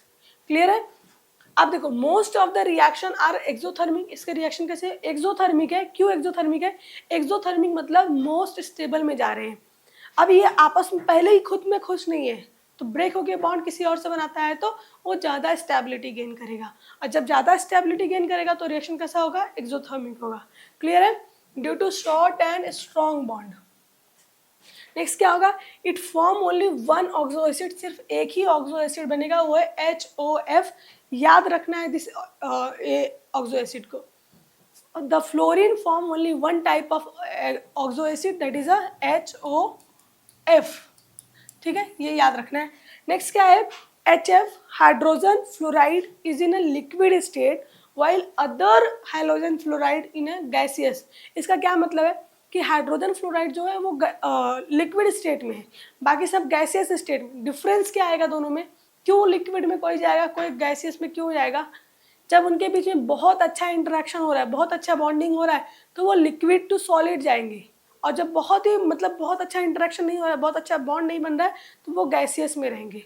ठीक है, तो HF का बहुत अच्छा बॉन्डिंग है, इसको बोलते हैं हाइड्रोजन बॉन्डिंग। ठीक है, तो HF क्या दिखाता है, हाइड्रोजन बॉन्डिंग दिखाता है और ये लिक्विड स्टेट में रहेगा। बाकी अदर जो हैलोजन फ्लोराइड्स है वो कहाँ चले जाएंगे, गैसियस स्टेट्स पे। ठीक है, अब इसके रीजन पढ़ लो क्या क्या है। रीजन, अभी ये सारी प्रॉपर्टी दिखा रहा है तो कुछ तो रीजन होगा, तो रीजन क्या होगा, स्मॉल एटॉमिक साइज है किसका, फ्लोरीन का, हाई इलेक्ट्रोनेगेटिविटी है, सबसे पहला एलिमेंट है तो हाई इलेक्ट्रोनेगेटिविटी तो होगा ही, अब्सेंस ऑफ डी ऑर्बिटल है, डी ऑर्बिटल तो है ही सबके पास अब्सेंस, जो भी पहले और सेकंड और थर्ड पीरियड के एलिमेंट है उनके पास अब्सेंस ऑफ डी ऑर्बिटल है। लो एफ बॉन्ड डिसोसिएशन, लो एफ बॉन्ड डिसोसिएशन का मतलब यही है कि फ्लोरीन फ्लोरीन का बॉन्ड बना हुआ है, बट इनके पास बहुत सारे लोन पेयर होने की वजह से क्या हो रहा है, इनमें रिपल्शन बहुत ज़्यादा होगा और ये बॉन्ड क्या हो जाएगा, ब्रेक हो जाएगा। क्लियर है, तो यहाँ पे तुम्हारा अनामलस बिहेवियर ऑफ फ्लोरीन कंप्लीट होता है, अनामलस बिहेवियर ऑफ ऑक्सीजन कंप्लीट होता है, जो कि बहुत ही मोस्ट फेवरेट क्वेश्चन है कहाँ पे, बोर्ड एग्जाम का। दोनों में से कोई एक आता ही आता है। ओके, तो नेक्स्ट टॉपिक पे चलते हैं। ये मोस्टली अपने चैप्टर का क्या है, लास्ट टॉपिक है। अभी तक हमने अपना इतना बड़ा चैप्टर बहुत ही इजी वे में अपना कंप्लीट किया है, मतलब बहुत ही एग्जाम ओरिएंटेड टॉपिक को लेके कवर करते हुए आए हैं, जहाँ पे अपना बेसिक प्रॉपर्टी, केमिकल प्रॉपर्टी जिसका देखना था, structure, anomalous behaviour of fluorine and oxygen, तो ऐसे जो भी छोटे छोटे टॉपिक है वो बार बार रिवीजन करने की बात नहीं है, क्योंकि अभी अभी तो कंप्लीट किया है ना। तो ये इंटर हैलोजन कंपाउंड अभी नेक्स्ट टॉपिक है और इट में be a last topic of your chapter. अभी देखो इस टॉपिक में है क्या, ये बहुत ही छोटा टॉपिक भी समझ सकते हो और बहुत ही बड़ा टॉपिक भी है, क्योंकि इसमें से क्वेश्चंस बहुत आते हैं। छोटा टॉपिक इसलिए क्योंकि इसमें थोड़े से कंपाउंड्स दिए हुए हैं, जिसको इसका बेसिक पता है ना वो फटाक से इसके क्वेश्चंस कर लेगा, बट जिसको इसका बेसिक नहीं पता है ना, वो कितना भी इसमें जान डाल दे, हर एक कंपाउंड लिख ले, हर एक कंपाउंड का स्ट्रक्चर बना ले, हर एक कंपाउंड का हाइब्रिडाइजेशन रट्टा मार ले, लेकिन वो नहीं कर पाएगा क्वेश्चन, क्योंकि ये चैप्टर, ये जो टॉपिक है इंटर हैलोजन कंपाउंड, और जो इसका स्ट्रक्चर है वो बेसिकली इसके बेसिक पे ही डिपेंड है। अगर तुमको बेसिक नहीं पता है तो इसका स्ट्रक्चर तुम रट्टा नहीं मार सकते हो। इसका लोन पेयर कितना है, बॉन्ड पेयर कितना है, हाइब्रिडाइजेशन कितना है, और कैसे कैलकुलेट करोगे, कब इसमें चेंजेस आ जाएगा, वो तुम नहीं बता सकते। तो सबसे पहले देखेंगे कि इंटर हैलोजन कंपाउंड है क्या, और उसके बाद देखेंगे कि इसका स्ट्रक्चर कैसे है। देखो इंटर हैलोजन कंपाउंड में ना तुमको सबसे ज़्यादा इंपॉर्टेंट क्या है, कोई भी एक कंपाउंड दे देगा और उसका पूछेगा शेप क्या है, ज्योमेट्री क्या है, हाइब्रिडाइजेशन क्या है, बॉन्ड एंगल क्या है, उसके बाद इसमें रिपल्शन कौन कौन सा है। ठीक है, तो ये सारे क्वेश्चन इसमें से बनते हैं और इतने नंबर ऑफ क्वेश्चन बन सकते हैं ना, 1 मार्क्स 2 मार्क्स 3 मार्क्स कितने भी मार्क्स के लिए आ सकता है ये। ठीक है, तो सबसे पहले देखो कि इंटर हैलोजन कंपाउंड क्या है। इंटर का क्या मतलब है, इंटर का समझ में आ रहा है, इंटर मतलब सेम ग्रुप, इंटर हैलोजन मतलब हैलोजन में से ही कंपाउंड्स बनेंगे। अभी देखो inter halogen stand for the, inter halogen क्या बता रहा है कि हैलोजन हैलोजन मिलके ही जो कंपाउंड्स बनेगा उसको क्या बोलोगे, inter halogen compound.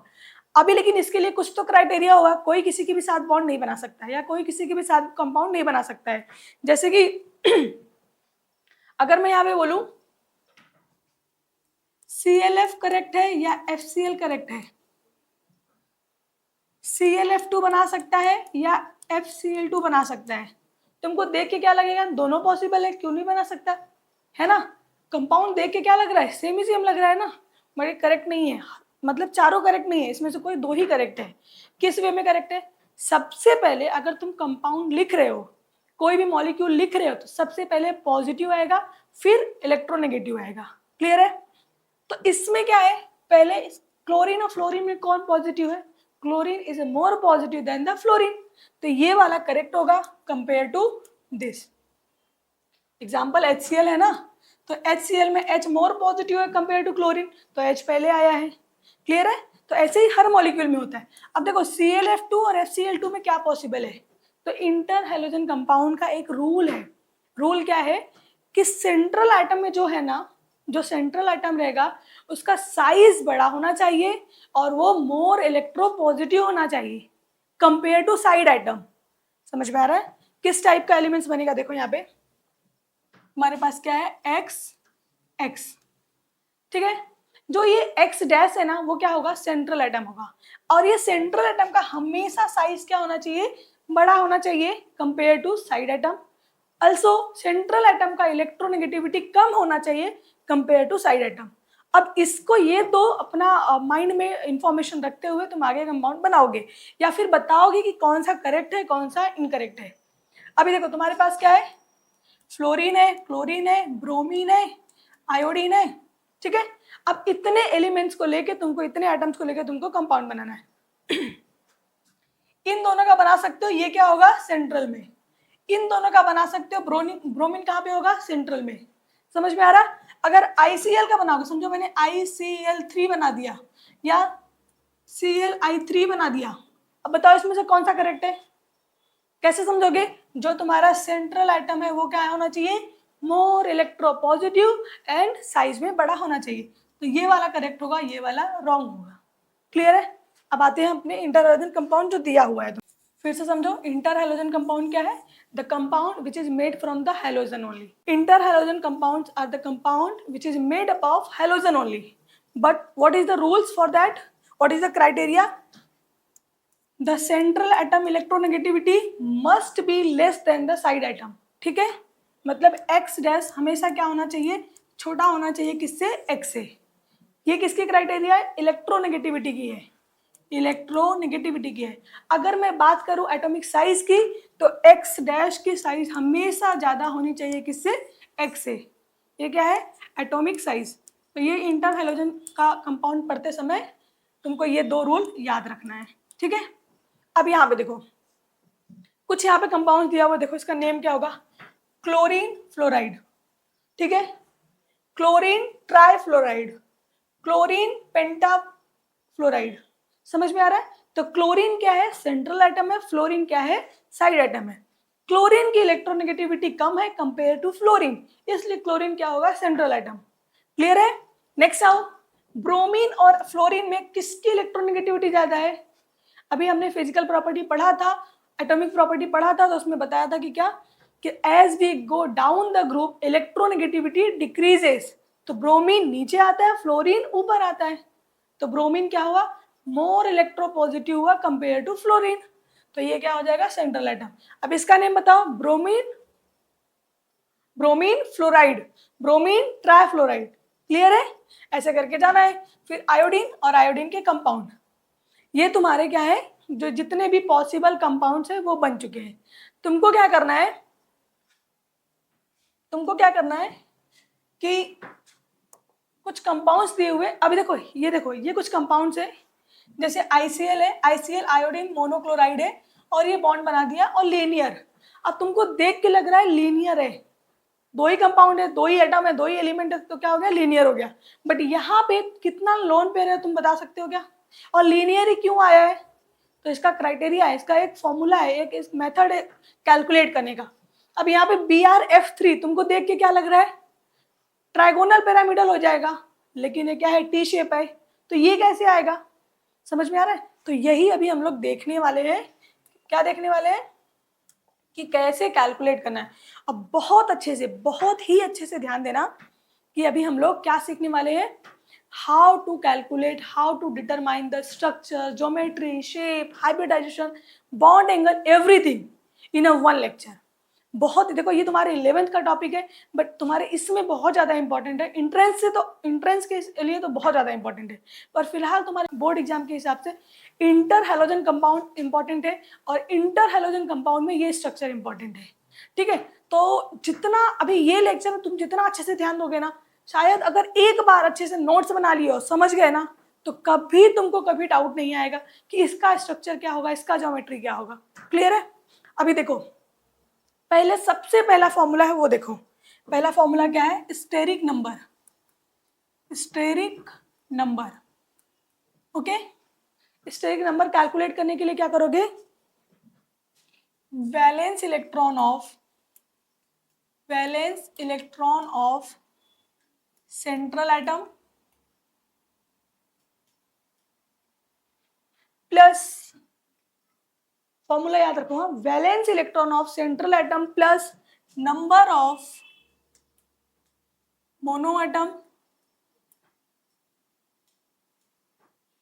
Number of mono atom plus anionic charge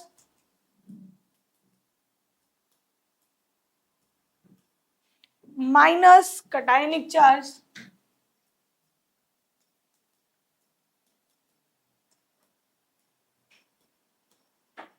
divide by 2। फिर से सुनो, आप फॉर्मूला सुनो। ये फॉर्मूला थोड़ा सा लग रहा है बहुत लेंदी है, बहुत बड़ा है, बट इतना है कुछ नहीं। जितना अगर अच्छे से फोकस करोगे तो याद हो जाएगा। देखो, steric number equals to valence electron of central atom, valence electron of central atom plus number of mono atom. Mono atom क्या होता है, चलो मैं बताती हूँ, पहले फॉर्मूला देख लो। Number of mono atom plus anionic charge, plus anionic, anionic means negative. अगर मॉलिक्यूल पे नेगेटिव चार्ज है तो उसको ऐड करना है, अगर मॉलिक्यूल पे पॉजिटिव चार्ज है तो उसको माइनस करना है। क्लियर है? अगर मॉलिक्यूल पे तुम्हारे पॉजिटिव चार्ज है तो उसको क्या करना है, माइनस करना है। समझो, यहाँ पे कुछ यहाँ कॉम्प्लेक्स दिया हुआ है, यहाँ पे -3 लिखा हुआ है, तो ये -3 यहाँ पे क्या होगा, ऐड होगा। क्लियर है? और अगर प्लस है तो माइनस होगा। ओके, ये हो गया।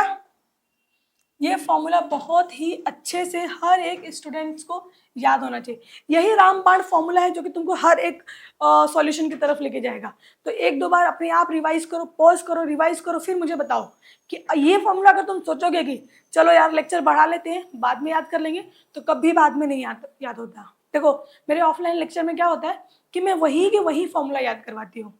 कुछ भी तुमको होमवर्क जैसा दूंगी नहीं। अगर क्लास में वर्क हो रहा है तो क्लास में होना चाहिए। जब मैं बोलूंगी कि ये होमवर्क है तभी वो होमवर्क होगा। तो ये फॉर्मूला क्लास वर्क में हुआ है तो तुमको अभी के अभी याद होना चाहिए। तो 1 मिनट के लिए पॉज करो, थोड़ा रिवाइज करो, फिर देखो तुमको याद हुआ है कि नहीं। नहीं याद हुआ है तो फिर से देखो, फिर से कैलकुलेट करो, फिर से सॉल्व करो, फिर से लिखो 2-3 बार, फिर देखो याद हुआ है कि नहीं। लेकिन ये फॉर्मूला यहीं पे होना चाहिए। ठीक है? क्या है, फिर से सुनो। Steric number equals to valence electron of central atom plus number of mono atom plus anionic charge minus cationic charge. Clear है? और एक चीज यहाँ पे क्या ध्यान रखना पड़ेगा, नंबर ऑफ मोनो एटम लिखा हुआ है ना, तो मोनो एटम है क्या क्या? मोनो एटम मतलब ऐसे एटम जिसको सिर्फ और एक इलेक्ट्रॉन की नीड है टू कंप्लीट देयर वैलेंसी। जिसको सिर्फ एक इलेक्ट्रॉन की नीड है कि वो अपना क्या करे, एक इलेक्ट्रॉन लेके अपने वैलेंसी कंप्लीट कर लेगा। क्लियर है? तो ऐसे कौन कौन से हैं? नंबर ऑफ मोनो एटम है, याद रखो। मोनो एटम है कौन कौन सा, ये देखो। मोनो एटम कौन कौन से है? Hydrogen, fluorine, chlorine, bromine and iodine. This is the number of mono atom. तो हाइड्रोजन तो सबको ही याद रहता है, और पूरे हाइड्रोजन ग्रुप की एलिमेंट्स हो जाए। ठीक है? नंबर ऑफ मोनो एटम्स में कौन कौन सा आएगा? Hydrogen, fluorine, chlorine, bromine, iodine. Clear है? इतने ही एलिमेंट को एक इलेक्ट्रॉन की नीड है टू कंप्लीट देयर ऑक्टेट और वैलेंसी। डन? यहां तक हुआ? चले आगे। ओके, अब देखो, एग्जाम्पल्स बाद में आऊंगी, जो पहले सिखा रही हूँ बस उस पर ध्यान दो। ये मत सोचो कैसे क्या क्या, सब धीरे धीरे सीखेंगे। पहले जो सिखा रही हूँ वो सीखो। अगर तुम्हारा स्टेरिक नंबर 2 आता है तो हाइब्रिडाइजेशन क्या होगा? 1 मिनट रुको, मैं अच्छे से कराती हूँ। स्टेरिक नंबर हाइब्रिडाइजेशन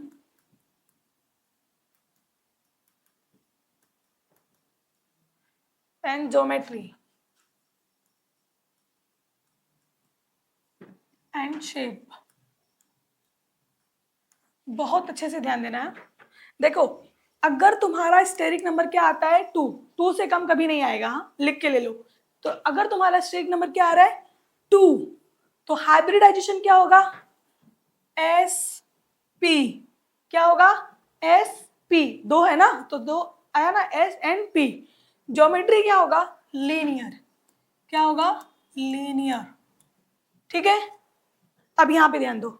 सेकेंड में देखो, अगर तुम्हारा स्टेरिक नंबर आ रहा है 3, अगर स्टेरिक नंबर आ रहा है 3, तो तुम्हारा हाइब्रिडाइजेशन क्या हो जाएगा?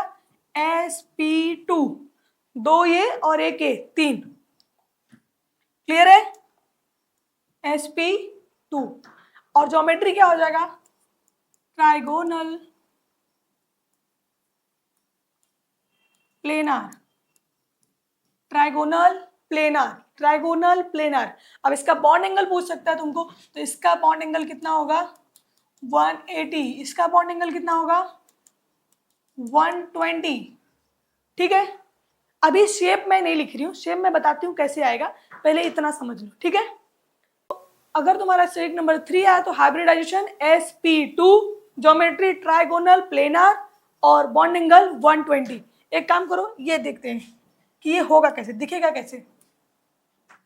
तो यहाँ पे देखो लीनियर सबको पता है कैसे दिखता है, और एक किस टाइप का हो जाएगा AB2 टाइप। ये कौन सा टाइप हो जाएगा AB3 टाइप।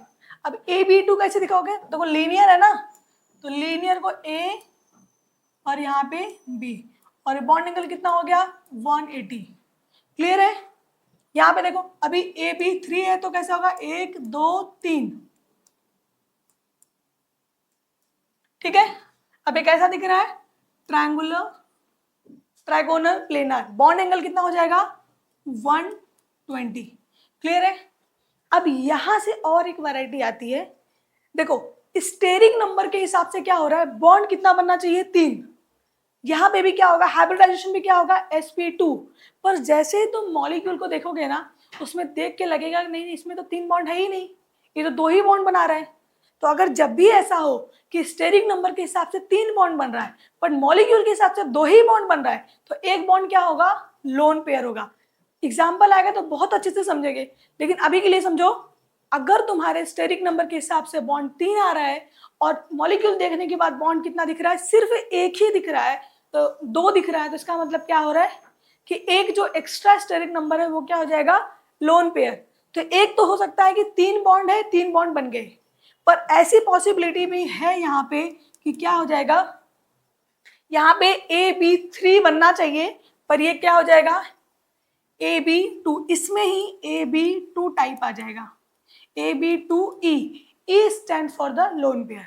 ठीक है, तो कैसा हो जाएगा देखो, अब बॉन्ड तो 2 ही बनेगा B एंड B, और यहाँ पे आ गया लोन पेयर। ठीक है, लोन पेयर आने से क्या होगा पता है, लोन पेयर का रिपल्शन बहुत ज्यादा होता है। मतलब कि देखो बॉन्ड बॉन्ड की रिपल्शन दिखा रहा है, अब यहाँ पे लोन पेयर आ गया, lone pair bond pair repulsion दिखा रहा है, तो लोन पेयर बॉन्ड पेयर का रिपल्शन क्या होगा बहुत ज्यादा होगा, और इन दोनों का रिपल्शन इतना ज्यादा होगा कि ये थोड़ा सा नीचे टिल्ट हो जाएगा, तो इसका बॉन्ड एंगल क्या हो जाएगा लेस देन 120। जो पहले एग्जैक्टली 120 था अब 120 नहीं होगा, वो क्या हो जाएगा लेस देन 120। क्यों हो जाएगा, क्योंकि यहाँ पे रिपल्शन कौन सा है लोन पेयर बॉन्ड पेयर का रिपल्शन है। क्लियर है, आगे चलते हैं, नेक्स्ट देखते हैं। देखो कहां तक हुआ तुम्हारा, स्टेरिक नंबर 3 तक हुआ है, स्टेरिक नंबर 4, स्टेरिक नंबर 4 यहाँ पे क्या आएगा hybridisation,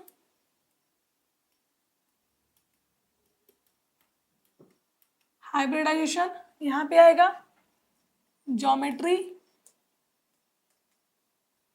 bond angle and shape.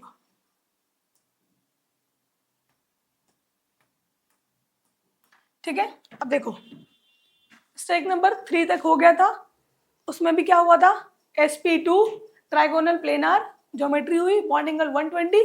उसमें और एक पॉसिबिलिटी हुआ था कि क्या हो जाए उसमें 2 ही बॉन्ड बने और एक लोन पेयर आ जाए, जब लोन पेयर आ जाएगा तो बॉन्ड एंगल डिक्रीज हो जाएगा। क्लियर है, अब यहाँ पे देखो अगर तुम्हारा स्टेरिक नंबर 4 आता है तो हाइब्रिडाइजेशन क्या होगा, हाइब्रिड अभी देखो तुमको ये नहीं पता है स्टेरिक नंबर कैसे आएगा, अभी तक मैंने एक भी एग्जाम्पल नहीं कराया, तो ट्रस्ट द प्रोसेस। क्या करो कि जैसे मैं लिखा रही हूँ लिखो, ये समझ में आ रहा है ना, बस जब मैं एग्जाम्पल दूंगी तुमको वो भी समझ में आएगा, तो बस अभी ये लिखते जाओ। ठीक है, तो स्टेरिक नंबर कितना है 4, तो हाइब्रिडाइजेशन कितना होगा sp3, 3 + 1 4। ठीक है, ज्योमेट्री क्या होगा टेट्राहेड्रल, टेट्राहेड्रल ज्योमेट्री क्या होगा टेट्राहेड्रल। बॉन्ड एंगल कितना होगा 109 डिग्री 28 मिनट। ठीक है, अब ये कैसा हो रहा है अब ये स्पेस में है, अब ये प्लेनार नहीं रह गया, और इसका टेट्राहेड्रल कैसे दिखेगा, 4 बॉन्ड बनाना है ना, कौन से टाइप का हो जाएगा ये AB4। क्लियर है, AB4 है तो कैसा दिखेगा, जल्दी देखो, एक बॉन्ड इधर, एक बॉन्ड इधर, एक बॉन्ड इधर और एक बॉन्ड इधर, बी बी एंड बी, ठीक है। ये क्या आ जाएगा, टेट्राहेड्रल, बॉन्ड एंगल 109। अभी इसमें शेप आएगा क्या, नहीं, शेप तब तक नहीं आएगा जब तक तुम्हारे पास लोन पेयर नहीं आ रहा है। अब जब तक तुम्हारे पास लोन पेयर नहीं तब तक उसको क्या बोलोगे, ज्योमेट्री। तो अभी देखो यहाँ पे कहीं लोन पेयर दिख रहा है, नहीं दिख रहा है, तो ये क्या है, ज्योमेट्री, शेप की बात नहीं होगी। नेक्स्ट देखो, जैसे ही मैं बोलूंगी AB3E, ये पॉसिबिलिटी कब बनेगी कि तुम्हारा स्टेरिक नंबर तो 4 आ रहा है लेकिन बॉन्ड तो 3 ही बन रहा है, तो एक जो बच जाएगा वो क्या हो जाएगा, लोन पेयर हो जाएगा। क्लियर है। तो अब यहाँ पे क्या होगा, देखो यहाँ पे भी हाइब्रिडाइजेशन sp3 ही रहेगा, पर तुम्हारा ज्योमेट्री चेंज होकर क्या हो जाएगा, शेप। जैसे ही मॉलिक्यूल में लोन पेयर इंट्रोड्यूस होगा तुम्हारा ज्योमेट्री कन्वर्ट हो जाएगा शेप में। क्लियर है। तो एग्जाम में तुमको डायरेक्टली शेप नाम से पूछेगा तो ये मत सोचना इसकी ज्योमेट्री कहाँ पे होगी, क्या होगी, या ज्योमेट्री पे टिक करके मत आना, ऑप्शन रहेगा तुम्हारे पास, टेट्राहेड्रल का ऑप्शन रहेगा। sp3 देखा और जो टेट्राहेड्रल कर दिया, नहीं, उसमें number of lone pair bond pair देखना है। अगर लोन पेयर प्रेजेंट है तो वो टेट्राहेड्रल नहीं होगा। क्लियर है। अब देखो यहाँ पे तुम्हारे पास क्या है, 3 ही है ना, तो एक हो जाएगा लोन पेयर और 3 क्या हो जाएगा, बॉन्ड पेयर। क्लियर है। फिर से वही बात आ गई, कौन सी, कि अगर लोन पेयर प्रेजेंट है तो क्या होगा, रिपल्शन बढ़ जाएगा और बॉन्ड एंगल जो तुम्हारा 109 डिग्री था वो डिक्रीज हो जाएगा। क्लियर है। तो अभी तुमको छोड़ो, बॉन्ड एंगल इसमें एग्जैक्ट पूछता ही नहीं है, तुमसे कंपैरिजन करवाएगा।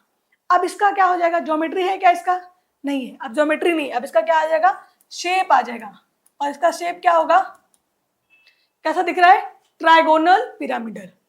क्या होगा शेप, ट्राइगोनल पिरामिडल। अब तुमको यहाँ पे रट्टा मारने वाली सिर्फ एक ही चीज है, हालांकि ये भी रट्टा मारने वाली चीज नहीं है, 2-3 बार करोगे समझ जाओगे, सिर्फ ज्योमेट्री और शेप। शेप कब आएगा, जब तुम्हारे पास लोन पेयर होगा। ज्योमेट्री कब आएगा, जब तुम्हारे पास कोई लोन पेयर नहीं है, जितने बॉन्ड स्टेरिक नंबर है उतने ही तुम्हारे पास बॉन्ड है। ठीक है। अभी नेक्स्ट देखो, AB3 हो गया, और एक पॉसिबिलिटी बन सकती है इसमें AB2E2, मतलब 4 बॉन्ड बनना चाहिए लेकिन बॉन्ड कितना बन रहा है, 2 ही बन रहा है। अगर 2 ही बॉन्ड बन रहा है तो कैसा दिखेगा, देखो 2 लोन पेयर आ जाएगा और 2 बॉन्ड बन जाएगा, और ऐसे शेप को क्या बोलोगे, बेंट शेप। क्या बोलोगे, बेंट शेप। जैसे जैसे तुम्हारा लोन पेयर बढ़ेगा वैसे वैसे रिपल्शन बढ़ेगा, बॉन्ड एंगल कम होगा। याद रखो, जैसे जैसे लोन पेयर बढ़ेगा बॉन्ड एंगल डिक्रीज होगा। तो इसका 109 था, इसका लेस देन 109 होगा, और इसका इससे भी कम होगा, क्योंकि यहाँ पे कितना लोन पेयर प्रेजेंट है, 2। क्लियर है। तो स्टेरिक नंबर 4 में कितने टाइप है, सबका हाइब्रिडाइजेशन सेम रहेगा, sp3 sp3 sp3 sp3 देख के टेट्राहेड्रल टिक नहीं करना है अपने को। क्या देखना है कि उसमें लोन पेयर कितना है, बॉन्ड पेयर कितना है। अगर लोन पेयर नहीं है तो टेट्राहेड्रल, एक लोन पेयर है तो ट्राइगोनल पिरामिडल, 2 लोन पेयर है तो बेंट शेप। क्लियर है। नेक्स्ट चले, नेक्स्ट स्टेरिक नंबर कौन सा होगा, नेक्स्ट स्टेरिक नंबर कौन सा होगा, स्टेरिक नंबर, फिर यहां पे क्या आएगा, हाइब्रिडाइजेशन, फिर क्या होगा यहाँ पे, ज्योमेट्री, एंड यहाँ पे क्या होगा, शेप। ठीक है। अब देखो स्टेरिक नंबर 4 तक हो चुका है अपना, दिमाग खोल के देखो, 4 हो गया है, अभी कौन सा है, 5।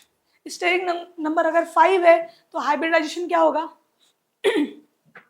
अगर स्टेरिक नंबर 4 था तो sp3, एक s और 3 p मिला के 4 हो गए।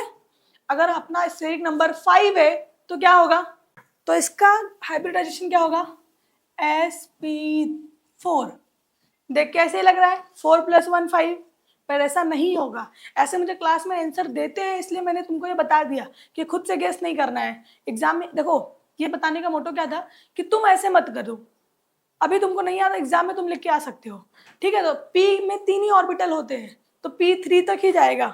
ठीक है। तो ये p4 नहीं होगा कभी भी, तो यहाँ पे क्या हो जाएगा, sp3d। क्लियर है। क्या होगा, sp3d। 3 + 1 4 और एक 5। क्लियर है? ये कौन से टाइप का बनेगा? AB5। AB5 ज्योमेट्री क्या होगा? Trigonal bipyramidal. Trigonal bipyramidal. अभी ट्राइगोनल बाय पिरामिडल कैसे होगा? देखो 5 बॉन्ड बनाना है, ठीक है? क्या बनाना है? 5 बॉन्ड बनाना है। 1 2 3 4 5। अभी सोचोगे ऐसे ही क्यों बन रहा है, और किसी भी तरीके से तो आ सकता है ना? तो जैसे भी मॉलिक्यूल की स्टेबिलिटी जैसे होगी ना, जहाँ पे मॉलिक्यूल की स्टेबिलिटी हाई होगी वही हमको देखना है। हम खुद तो बहुत सारा कुछ गेस कर सकते हैं कि ऐसे क्यों बना है, ऐसे क्यों नहीं बन गया, 1 2 3 4 5, ऐसे भी तो बन सकता है, स्क्वायर पिरामिडल हो गया, ठीक है? तो ऐसा भी बनेगा, पर वो डिफरेंट हाइब्रिडाइजेशन के लिए होगा। तो जो तुम अभी यहाँ पे पढ़ रहे हो sp3d हाइब्रिडाइजेशन, उसके लिए यही होगा। क्लियर है? क्या है हाइब्रिडाइजेशन? sp3d। ज्योमेट्री क्या हो जाएगी? Trigonal bipyramidal. ट्राइगोनल पहले आ रहा है तो पहले ट्राइंगल बना लो। Trigonal, trigonal. क्लियर है? बाय पिरामिडल, 2 भी है, बाय पिरामिडल। क्लियर है? ये क्या हो जाएगा? Trigonal bipyramidal. लिख लो यहाँ पे ज्योमेट्री क्या हो जाएगी? ट्राइगोनल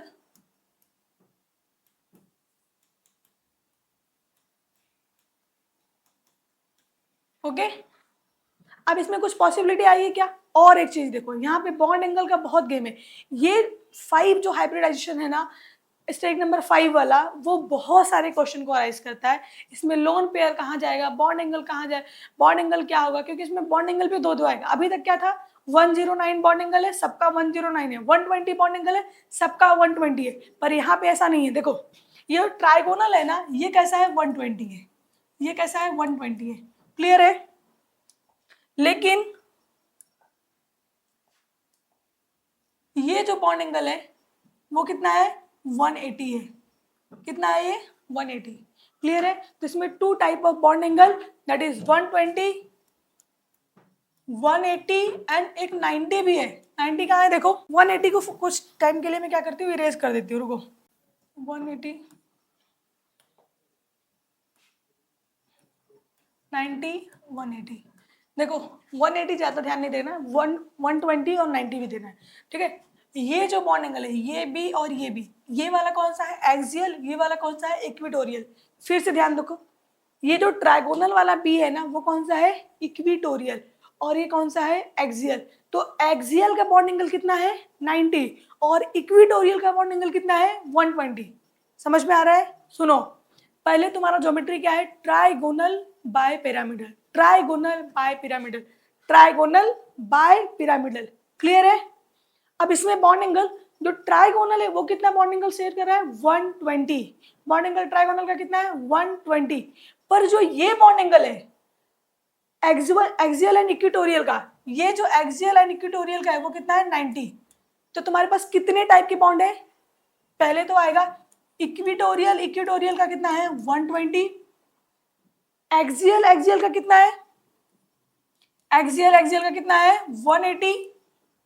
और एक्सियल एंड इक्विटोरियल का कितना है? एक्सियल एंड इक्विटोरियल का कितना है? 90। क्लियर है? 3 टाइप के बॉन्ड दिख रहे हैं। अब मैं ऐसा क्यों बता रही हूँ वो मैं बताती हूँ। बॉन्ड एंगल तुमको डायरेक्टली बता देती कि इसमें 3 टाइप्स के बॉन्ड है, बॉन्ड एंगल है, बट इसका मेन रीजन क्या है बताती हूँ। जब इसमें अब लोन पेयर आएगा ना, तो लोन पेयर हमेशा कहाँ जाएगा? At the highest bond angle पे जाएगा, ठीक है? तो बॉन्ड एंगल जहां पे भी ज्यादा है तो लोन पेयर वहां पे जाएगा। क्लियर है? ये 180 ज्यादा है तो ऐसा मत सोचना एक्सियल पे जाएगा, ये तो मैंने ऐसे ही बता दिया, इसको काउंट ही नहीं करना है तुमको। सिर्फ एक्सियल और एक्सियल इक्विटोरियल एंड इक्विटोरियल को इक्विटोरियल का बॉन्ड एंगल देखना है और एक्सियल इक्विटोरियल का देखना है। क्लियर है? क्लियर है? ये कितने टाइप का बॉन्ड है? 3, एक्सियल इक्विटोरियल, एक्सियल और इक्विटोरियल। अब तुमको देखो, कभी भी लोन पेयर आएगा तो कहाँ जाएगा? At the highest bond angle पे जाएगा, ठीक है? जहां पे बॉन्ड एंगल ज्यादा होगा वहां पे जाएगा। अब इसमें पॉसिबिलिटी क्या है? AB5 है, तो अभी और एक पॉसिबिलिटी क्या हो सकती है कि तुम्हारा स्टेरिक नंबर 5 आए लेकिन बॉन्ड 4 ही बनता होगा। ठीक है, तो एक जो बचा है वो क्या हो जाएगा, लोन पेयर।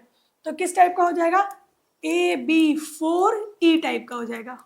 क्लियर है, क्या हो जाएगा, AB4E। E stand for the lone pair.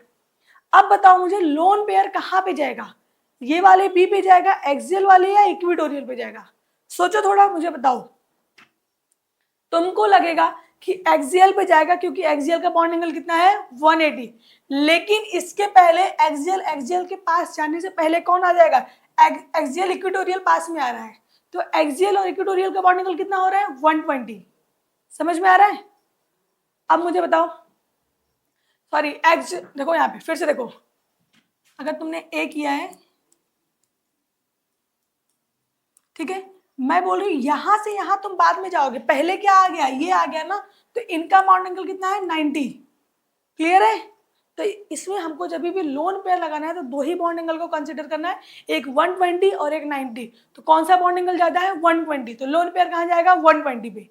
Clear है? 180 को बस मैंने लिखा हुआ है कि एक 180 भी प्रेजेंट है, बट उसका कॉन्ट्रीब्यूशन नहीं है तुम्हारे लोन पेयर को कंसिडर करने के लिए। क्लियर है? तो तुमको क्या ध्यान देना है अभी, तुम्हारा लोन पेयर कहाँ जाएगा, तो मैं बताती हूँ लोन पेयर कब कहाँ जाएगा, इक्विटोरियल पोजीशन पे जाएगा, क्योंकि उसका बॉन्ड एंगल क्या है, ज्यादा है। Lone pair always goes to the equatorial in the hybridization of sp3d. Why? Because the equatorial bond angle is 120 and axial is a 90 degree. And lone pair always हमेशा हमेशा क्या प्रेफर करेगा कि मैं ज्यादा जिसका बॉन्ड एंगल है वहां पे जाऊं। ठीक है, तो अब यहां पे देखो, इसके लिए मैं स्ट्रक्चर बना रही हूं तो क्या होगा, इसके लिए अगर स्ट्रक्चर बना रही हूं तो क्या होगा, ए बी ऐसे ही रहेगा, ये वाला भी बी ऐसे ही रहेगा, तो ज्यादा ही बड़ा बन गया।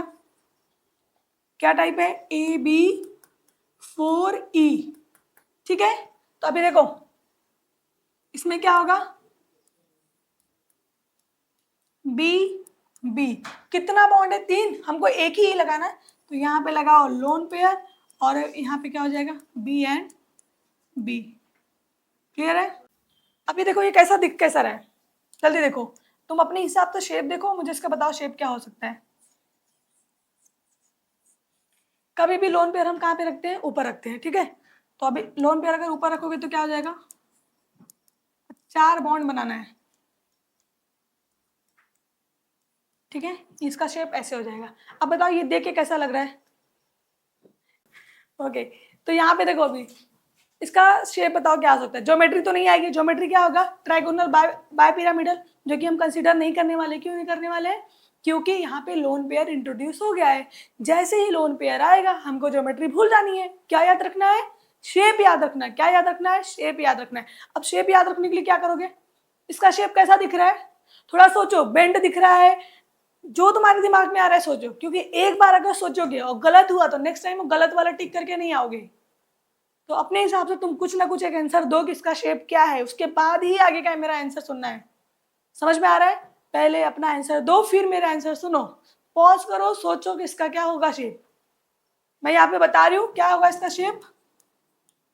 शेप क्या जाएगा, सी सॉ। कैसा दिख रहा है ये, सी सॉ। वो देखा है ना, एक तरफ ये दोनों क्या स्टैंड है बैठने का, एक तरफ ऊपर नीचे होने के लिए क्या है, सी सॉ। शेप कैसा हो जाएगा, सी सॉ। ज्योमेट्री क्या होगी, ट्राइगोनल बाय पिरामिडल। बट तुमको जैसे ही लोन पेयर आएगा कभी भी कोई ज्योमेट्री नहीं पूछने वाला है, क्या पूछेगा, शेप ही पूछेगा। क्लियर है? अब इसमें नेक्स्ट पॉसिबिलिटी क्या होगी, ये फर्स्ट पॉसिबिलिटी है, सेकेंड पॉसिबिलिटी क्या होगी, जैसे 4 बॉन्ड है, अब 3 ही बॉन्ड बचे, 2 लोन पेयर आ जाएगा। क्या हो जाएगा, AB3E2। क्लियर है, AB3E2। अभी 2 लोन पेयर है, दोनों लोन पेयर कहाँ जाएगा, इक्विटोरियल जाएगा। क्यों, जब तक इक्विटोरियल पे सब इक्विटोरियल फिल नहीं हो जाएगा लोन पेयर, तब तक लोन पेयर हमेशा इक्विटोरियल पे ही जाएगा। क्यों जाएगा, क्योंकि उसका बॉन्ड एंगल ज्यादा है। ठीक है, अब यहाँ ध्यान दो, ए के पास क्या है, 2 लोन पेयर है, ओके, यहाँ पे एक बी और यहाँ पे भी, यहाँ पे भी। अच्छा एक बात बताओ, ये लोन पेयर की वजह से ये बॉन्ड ऐसे स्ट्रेट 180 रहेगा क्या, ऐसे एग्जैक्ट 180 रहेगा क्या, नहीं। जैसे ही लोन पेयर आता है तो क्या होगा, रिपल्शन बढ़ जाएगा और रिपल्शन बढ़ते ही क्या हो जाएगा, बॉन्ड एंगल क्या हो जाएगा, कम हो जाएगा। तो यहाँ पे क्या हो जाएगा, यहाँ पे देखो ये बॉन्ड थोड़ा सा टिल्ट हो जाएगा, क्या हो जाएगा, थोड़ा सा टिल्ट। अभी हमको किसी भी मॉलिक्यूल को कैसे देखना है, लोन पेयर को ऊपर करके देखना है। समझ में आ रहा है? पहले मैंने इसलिए ऐसा ड्रॉ किया तो तुमको पता चले कि लोन पेयर गया कहाँ है, इक्विटोरियल पोजीशन पे गया है। बट शेप देखने के लिए तुम क्या करोगे, लोन पेयर को क्या कर दोगे, ऊपर कर दोगे। ठीक है, तो लोन पेयर को ऊपर करके देखो अभी क्या हो रहा है, कैसे बनेगा ये,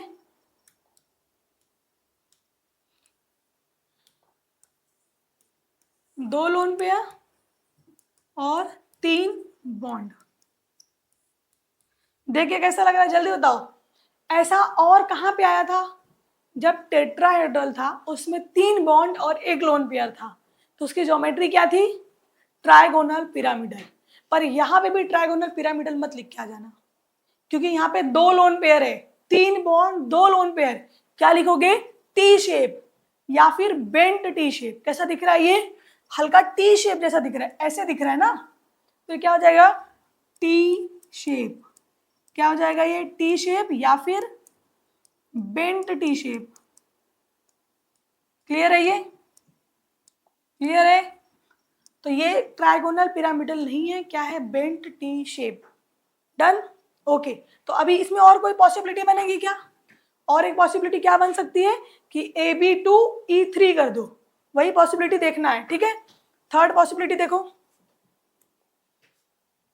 थर्ड पॉसिबिलिटी क्या होगी, AB2E3।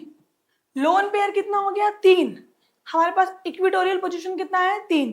तो अभी ये तीनों लोन पेयर कहाँ चले जाएगा, इक्विटोरियल पे, और बॉन्ड कहाँ पे चले जाएगा, एक्सियल पे। क्लियर है? तो यहाँ पे क्या हो जाएगा, ये बॉन्ड है,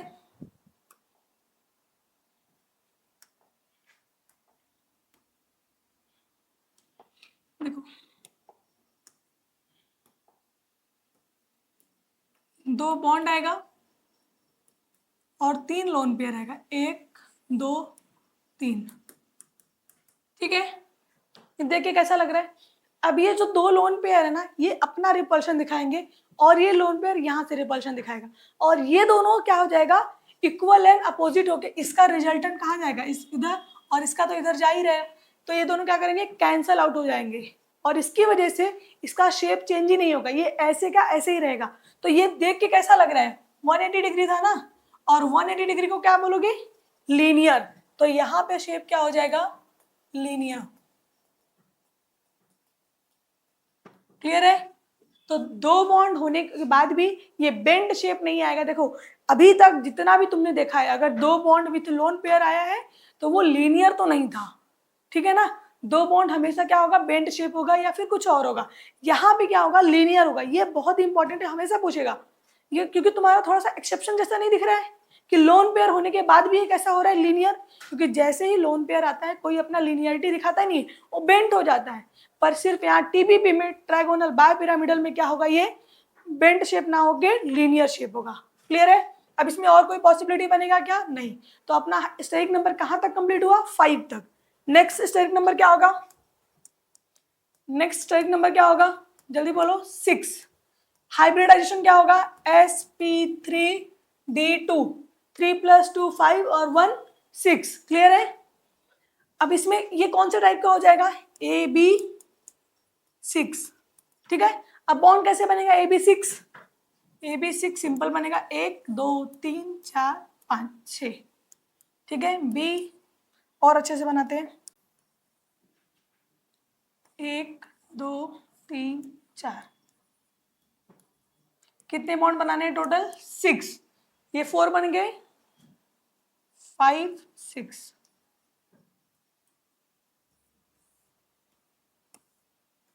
यहाँ पे भी तुम्हारा एक्सियल और इक्विटोरियल वाला कॉन्सेप्ट है, पर दोनों का बॉन्ड एंगल क्या है, सेम है। सारे bond angle, all 6 bonds are 90 degree. Okay, all 6 bonds are 90 degree. Okay, तो यहाँ पे चाहे इक्विटोरियल रहे या फिर एक्सियल रहे, कुछ फर्क नहीं पड़ेगा, तुम्हारा लोन पेयर जहाँ पे भी उसको हाईएस्ट रिपल्शन मिलेगा, जहाँ पे ज़्यादा डिस्टेंस मिलेगा वहाँ जाएगा। क्लियर है? तो क्योंकि इसका बॉन्ड एंगल भी क्या है 90 है, इसका भी क्या है 90 है, इसका भी 90 है, सबका 90 है बॉन्ड एंगल। क्लियर है? तो यहाँ पे बॉन्ड एंगल क्या हो जाएगा 90। ओके, ज्योमेट्री क्या है यहाँ पे, स्क्वायर दिख रहा है, ये स्क्वायर बाय पिरामिडल, क्या ज्योमेट्री हो जाएगी, geometry square by pyramidal. Okay, square by pyramidal. अब इसमें कुछ क्या होगा, क्या आना आएगा इसमें, और इसमें वैरायटीज आएंगी, पॉसिबिलिटीज आएंगी। जैसे ये AB6 है तो क्या हो जाएगा यहाँ पे AB5E, तो यहाँ पे ज्योमेट्री आएगा क्या, जल्दी बोलो, यहाँ पे ज्योमेट्री आएगा क्या, नहीं, क्या आएगा शेप। जैसे ही लोन पेयर इंट्रोड्यूस होगा ये क्या हो जाएगा शेप। देखो ये सब पूरी कथा कहानी क्यों पढ़ रहे हैं, ताकि इंटर हैलोजन कंपाउंड का स्ट्रक्चर ड्रॉ कर सके। ठीक है, एक बार पढ़ लो, इसको बार बार रिवीजन करने की जरूरत नहीं है। जैसे मैं इंटर हैलोजन कंपाउंड पे आऊंगी तुमको सारा क्लियर हो जाएगा कि मैंने इतना क्यों पढ़ाया है, क्यों ये सब पढ़ाया है, क्यों समझाया है। अगर जिसको ये सब पता है तो स्किप करना और आगे बढ़ना, डायरेक्टली इंटर हैलोजन कंपाउंड पे आ जाना। क्लियर है? तो ये समझने वाली चीज है तुमको, तो ये जिसको भी पता है, क्योंकि ये 11th का पार्ट है, मैं अभी भी बोल रही हूँ ये 11th का पार्ट है, लेकिन 12th में बहुत इंपॉर्टेंट है इसलिए मैंने पढ़ाया है। जिसको भी ये पता है, सबका 11th अच्छा नहीं जाता है, बहुत सारों को तो एडमिशन में ही चले जाता है, बहुत सारा टाइम, बहुत सारे क्लासेस में वो चैप्टर ही खत्म हो जाता है, पढ़ते ही नहीं है, या क्लासेस वाले भी अच्छे से नहीं पढ़ाते हैं। मैंने बहुत अच्छा फीडबैक लिया है कि किसी को भी, जो भी 12th में अच्छे स्टूडेंट्स आ रहे हैं उनको नहीं पता है ये सब। क्लियर है? तो जिसका भी ठीक है, जिसको आ रहा है स्किप करो, आगे बढ़ो, और जिसको नहीं आ रहा है प्लीज इसको देखो, तभी तुमको इंटर हैलोजन कंपाउंड का स्ट्रक्चर आएगा। क्लियर है? अब चलो यहाँ पे नेक्स्ट पॉसिबिलिटी क्या है, AB5E है। तो AB5E मतलब एक लोन पेयर आएगा, और एक लोन पेयर कहाँ जाएगा, ऊपर चले जाएगा। तो इसका स्ट्रक्चर क्या हो जाएगा, देखो A 1 2 3 4 5 बॉन्ड हो गए, 5 बॉन्ड हो गया, और एक लोन पेयर हो गया। ठीक है, तो कैसा दिख रहा है, square pyramidal, square by pyramidal से किस में कन्वर्ट हो गया, स्क्वायर पिरामिडल। इसका शेप क्या हो जाएगा, स्क्वायर पिरामिडल। ओके, क्लियर है? और एक पॉसिबिलिटी क्या बनेगी इसमें, और एक पॉसिबिलिटी क्या बनेगी, AB4E, AB4E2, अभी भी 6 है, इसका भी जो हाइब्रिडाइजेशन क्या होगा, sp3d2 ही होगा। इसका शेप कैसा रहेगा, ई आया है तो शेप की बात करें, अदरवाइज हम क्या बात करते हैं इसमें, ज्योमेट्री की। बार बार बोल रही हूँ, याद रखो ज्योमेट्री कब पूछेगा और शेप कब पूछेगा। ठीक है, तो यहाँ पे क्या होगा, 4 बॉन्ड बनाना, 1 2 3 4। ठीक है, और E2 मीन्स क्या हो जाएगा, यहाँ पे 2 लोन पेयर जाएंगे। ठीक है, तो ये कैसे दिखेगा, स्क्वायर प्लेनर, कैसा दिखेगा, स्क्वायर प्लेनर। और अच्छे से ड्रॉ कर देती हूँ मैं,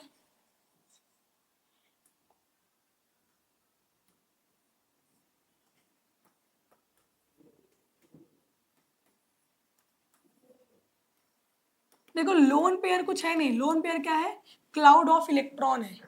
ठीक है, तो उसका कोई स्ट्रक्चर में तुम्हारा पार्टिसिपेशन में कुछ है नहीं, बट इसकी रिपल्शन की वजह से तुम्हारा ज्योमेट्री चेंज होता है। क्लियर है? तो कभी भी बॉन्ड एंगल तुमको अगर देखना है तो बॉन्ड के बीच का देखोगे, ना कि लोन पेयर के बीच का देखोगे। अभी देखो यहाँ पे 2 लोन पेयर प्रेजेंट है, बट ये लोन पेयर से तुम्हारा ज्योमेट्री चेंज नहीं होगा। क्यों नहीं चेंज होगा, क्योंकि जो लोन पेयर ऊपर है वही लोन पेयर एक नीचे भी है, तो ये दोनों क्या है, इक्वल एंड अपोजिट है, तो ये क्या करेंगे, कैंसल आउट करेंगे। तो यहाँ पे बॉन्ड एंगल पे कोई ज्यादा फर्क नहीं आएगा। ठीक है, तो इसका बॉन्ड एंगल अभी भी क्या है, 90 है। तो हमेशा ऐसा नहीं होगा कि तुम्हारा लोन पेयर आया और बॉन्ड एंगल चेंज हो गया। बॉन्ड एंगल कब चेंज होगा, जब वो लोन पेयर उस पर इफेक्ट दिखा पाएगा। यहाँ पे लोन पेयर क्या हो रहा है, कैंसल आउट हो रहा है। क्लियर है? तो यहाँ पे तुम्हारा basic steric number, hybridization, geometry, shape and structure complete हुआ। अब डायरेक्टली हम चलेंगे किस पे, इंटर हैलोजन कंपाउंड पे, कि इंटर हैलोजन कंपाउंड पे ये रूल कैसे अप्लाई करना है। क्लियर है? अब वहां से ये जो एप्लीकेशन वाला पार्ट है इसका, ये तो तुम्हारा थियरी पार्ट था। अब नेक्स्ट देखते हैं एप्लीकेशन। एप्लीकेशन ही इंपॉर्टेंट है। ठीक है, एप्लीकेशन देखो, पहला क्या है, पहला कंपाउंड क्या है, ICL, ICL का हमको क्या बताना है, यहाँ पे सिर्फ तुमको बताना है नेम, स्ट्रक्चर और शेप, ठीक है। ये देखना नहीं है, मैं लिख लेती हूँ, रुको। BRF5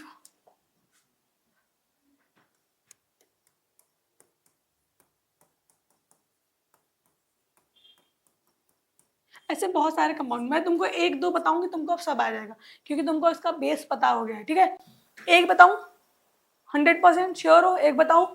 देखो उसके बाद कैलकुलेट करना है, हाँ, ऐसा नहीं कि बस मैम रुके हैं और आगे करो तो ही करेंगे, ऐसा नहीं। पेन लेके बैठा करो, कथा कहानी सुनने तो बैठे नहीं हो, पढ़ने बैठे हो तो बुक पेन हाथ में होना चाहिए, ठीक है। तो क्या है तुम्हारे पास, समझो ICL है, ठीक है। पहला क्या कंपाउंड है, ICL, क्लियर है। अगर ICL का सबसे पहले क्या निकालना है, स्टेरिक नंबर, स्टेरिक नंबर निकालना है। क्या करोगे, valence electron of central atom, central atom is I, तो valence electron 7 plus number of mono atom chlorine 1, plus या माइनस चार्ज है, तो माइनस चार्ज है तो हमको क्या करना पड़ेगा, प्लस करना पड़ेगा, +2 डिवाइड बाय 2, क्या हो रहा है 10 डिवाइड बाय 2, क्या होगा 5। तो हाइब्रिडाइजेशन क्या होगा, हाइब्रिडाइजेशन क्या होगा, हाइब्रिडाइजेशन क्या होगा अगर 5 है तो sp3d, sp3d, 3 + 1 4 और 1 5, क्लियर है। अगर इसका ये है तो ज्योमेट्री क्या होगी, ज्योमेट्री क्या होगी, TBP, trigonal bipyramidal. But हमको ज्योमेट्री है कि नहीं है पहले देखना पड़ेगा। स्टेरिक नंबर कितना है 5, बॉन्ड कितना बन रहा है 1, तो क्या होगा, होगा क्या यहाँ पे, नहीं होगा ना। अगर स्टेरिक नंबर 1 है और तुम्हारा स्टेरिक नंबर 5 है और बॉन्ड एक ही बन रहा है तो इसमें क्या आएगा, लोन पेयर आएगा, और लोन पेयर आ जाएगा तो क्या हो जाएगा, ये शेप में चेंज हो जाएगा, ठीक है। तो यहाँ पे क्या हो जाएगा, पहली बात तो देखो ICL है, सिंपल कंपाउंड है, इसको लीनियर की तरह ही लो, ठीक है, ओके। अच्छा एक काम करते हैं, ये पूरा यहाँ पे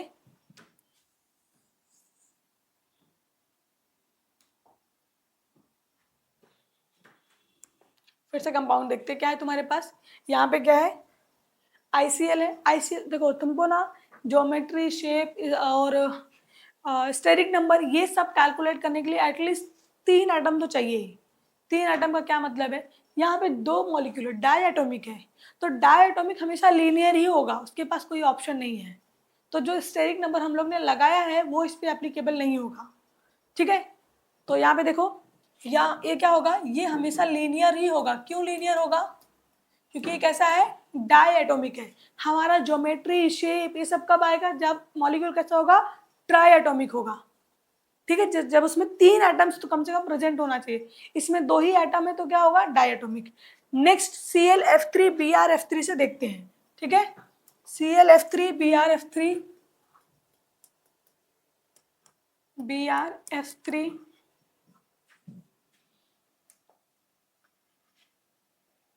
BrF5 ClF5 BrF5 ClF5, ठीक है। अब इसमें से सिर्फ मैं 2 बताऊंगी, एक ClF3 और BrF5, उसके बाद एक 3 और 5 वाला तुमको करना है। ध्यान से देखो, तुम्हारे पास मॉलिक्यूल क्या है, ClF3, ठीक है। ClF3 स्टेरिक नंबर क्या होगा, स्टेरिक नंबर क्या होगा, स्टेरिक नंबर के लिए क्या होगा, valence electron of central atom, valence electron क्या होगा 7 plus number of mono atom 3, mono atom 3 divide by 2, क्योंकि चार्ज क्या है 0, कोई चार्ज नहीं है इस पे। 7 + 3 कितना हो जाएगा, 10 डिवाइड बाय 2, क्या हो जाएगा 5। 5 है, यहाँ पे क्या दिख रहा है 5, यहाँ पे कितना बॉन्ड दिख रहा है Cl के अराउंड 3, तो लोन पेयर कितना हो गया 2। समझ में आ रहा है, फिर से देखो स्टेरिक नंबर के अकॉर्डिंग कितना होना चाहिए 5, यहाँ पे देख रहे हो तो क्या मॉलिक्यूल में 3 ही बॉन्ड दिख रहा है, इसका मतलब 2 क्या है लोन पेयर। तो यहाँ पे देखो अगर ये 5 है तो sp3d, क्लियर है, sp3d हाइब्रिडाइजेशन होगा और इसकी ज्योमेट्री क्या हो जाएगी, ज्योमेट्री तो होगा ही नहीं, क्यों, क्योंकि लोन पेयर आ गया, डायरेक्टली शेप होगा।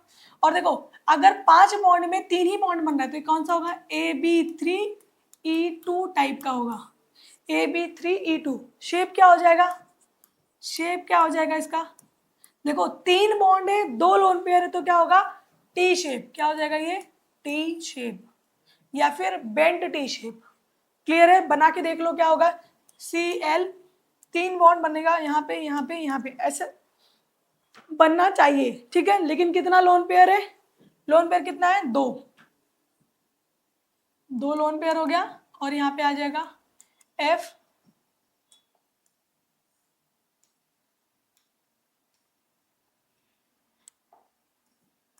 F F और F, ये कैसा है, टी शेप। क्लियर है। नेक्स्ट क्या होगा, CLFI का करो, फटाफट करो CLFI का, ठीक है। यहाँ पे करा दूं मैं, क्या है तुम्हारे पास, CLFI करो, BRFI करो, BRFI कराती हूँ। तुमको यहाँ पे BRF3 करना है।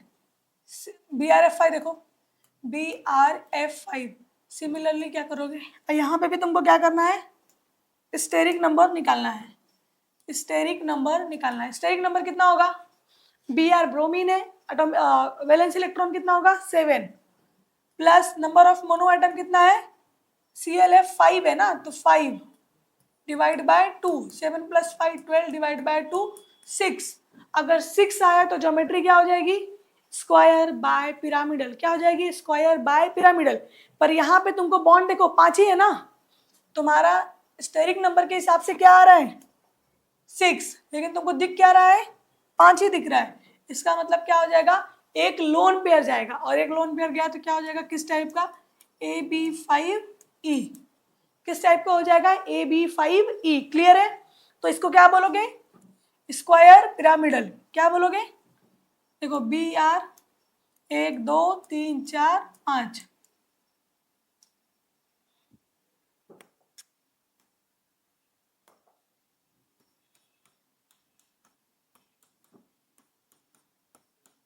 और यहाँ पे क्या जाएगा, lone pair, square pyramidal. Clear है। अब इसका नेक्स्ट, और ये बात तुमको कैलकुलेट करना है। अब इसमें तुमको हाइब्रिडाइजेशन पूछ सकता है, लोन पेयर पूछ सकता है, शेप पूछ सकता है, ज्योमेट्री पूछ सकता है, कुछ भी, तो तुमको सब कुछ आएगा। सिर्फ एक स्टेरिक नंबर निकालोगे, स्टेप वाइज जाओगे तो सब कुछ कैलकुलेट कर लोगे। इसका अगर तुमको हाइब्रिडाइजेशन पूछा तो sp3d2। क्लियर है, ये क्लियर है। यहाँ पे तुम्हारा क्या कंप्लीट हुआ, देखो सिर्फ एक वो थियरी पढ़ाने की वजह से अब तुम्हारा जितना भी कंपाउंड आएगा, चाहे किसी भी मॉलिक्यूल का तुमको स्ट्रक्चर बोले, ज्योमेट्री बोले, सब कुछ आ जाएगा। क्लियर है। देखते हैं क्या है, देखो देखो यहाँ पे क्या है, आयोडीन क्लोराइड है, ये तो तुमको समझ गया कैसा है, ये लीनियर है। कैसा है ये, डायटोमिक है तो ऑब्वियस लीनियर ही होगा, उसमें और कुछ चांस ही नहीं बनता। CLF3 का है, कैलकुलेट करोगे तो क्या आएगा, बेंट टी शेप, फिर bent T shape, square pyramidal, square pyramidal. Clear है। यहाँ से देख के रट्टा नहीं मार लेना है, तुमको कैलकुलेट करना है, क्योंकि जरूरी नहीं है कि यही कंपाउंड तुमको एग्जाम में देगा, कोई भी दे सकता है, बेसिकली यही देता है, आउट ऑफ द तुम्हारे टेक्स्ट बुक नहीं जाएगा, बट फिर भी तुमको आना तो चाहिए ना। इतनी मैंने मेहनत की है समझाने के लिए, तो तुमको कोई भी कंपाउंड आए, समझो मैंने तुमको यहाँ पे ICL3 दे दिया, तो तुमको इसको भी कैलकुलेट करने आना चाहिए। ऐसा नहीं बोलना है कि टेक्स्ट बुक में नहीं है, ठीक है। और ऐसा क्वेश्चन आया तो ये भी पार्ट ऑफ टेक्स्ट बुक ही माना जाएगा। समझ में आ रहा है, ठीक है, ओके। तो यहाँ पे हो गया ऑक्सीडेशन स्टेट क्या होता है। देखो oxidation state of central halogen, मतलब उस मॉलिक्यूल पे कितना चार्ज है, कितना चार्ज वो कैरी कर रहा है। तो सेंट्रल एटम +7, देखो यहाँ पे कैसे देखोगे, यहाँ पे IF7 है तो कितना फ्लोरीन है 7, तो ऑक्सीडेशन स्टेट कितना हो जाएगा 7। अब इसमें तुमको नंबर ऑफ इलेक्ट्रॉन पेयर और लोन पेयर बताना है, तो सिंपल है, स्टेरिक नंबर निकालोगे, लोन पेयर बताओगे, बॉन्ड पेयर बताओगे। एक मैं बता के बताती हूँ, देखो समझो यहाँ पे IF7 है, क्या है IF7, ठीक है। इसमें क्या करोगे, क्या करना है, स्टेरिक नंबर निकालना है, valence electron of I7 plus number of mono atom, कितना फ्लोरीन है 7, डिवाइड बाय 2, 14 डिवाइड बाय 2 कितना आएगा 7। तो हाइब्रिडाइजेशन क्या हो जाएगा sp3d3। पहली बात तो हाइब्रिडाइजेशन जो कि पूछा नहीं है, पर अगर पूछ लिया तो बताना है, ठीक है। अब उसके बताओ लोन पेयर कितना है, बॉन्ड पेयर कितना है। यहाँ पे देखो कितना आ रहा है स्टेरिक नंबर 7 और यहाँ पे बॉन्ड कितना दिख रहा है 7, तो लोन पेयर है क्या, नहीं है। जितना तुमको स्टेरिक नंबर है उतना ही बॉन्ड आ गया, तो नो लोन पेयर। तो यहाँ पे लोन पेयर कितना हो जाएगा 0 और बॉन्ड पेयर कितना आ जाएगा 7। क्लियर है। ऐसे तुमको सारे मॉलिक्यूल का कैलकुलेट करना है। यहाँ पे समझ में आ रहा है। अभी पॉज करो, अभी कैलकुलेट करो, कोई चीज होमवर्क जैसा नहीं होता, मत रखो। अभी देखा है, अभी पॉज करो, अभी कैलकुलेट करो। क्लियर है। तो ये तुम्हारा यहाँ पे कंप्लीट होता है। अभी ये देखो, ये रिएक्शन तुमको पूछेगा नहीं, तुमको क्या पूछेगा, ये कंपाउंड के स्ट्रक्चर बताओ, जेनॉन के कंपाउंड बताओ। ठीक है, इसका भी एक देख लेते हैं। क्या है, XeF2 XeF4। नेक्स्ट देखो, XeF2 XeF4 XeF6। अगर जेनॉन का कंपाउंड आएगा तो ऐसे ही आएगा। ठीक है, अब तुमको क्या करना है, इसका क्या करना है, इसका ज्योमेट्री, शेप, बॉन्ड एंगल जो भी है सब कुछ बताना है। एक ले लेते हैं XeF4 को, बाकी तुमको करना है, मैं सब नहीं कराने वाली हूँ। यहाँ पे XeF4 सेंट्रल एटम क्या है, जेनॉन। तो जेनॉन का वैलेंस इलेक्ट्रॉन कितना है 8। अब ये कैसे है वो तुमको पता होना चाहिए, नहीं तो मैं अभी बताती हूँ कैसे होगा। ठीक है, जेनॉन का सेंट्रल वैलेंस इलेक्ट्रॉन कितना है 8, number of mono atom 4, plus charge कितना है 0 डिवाइड बाय 2।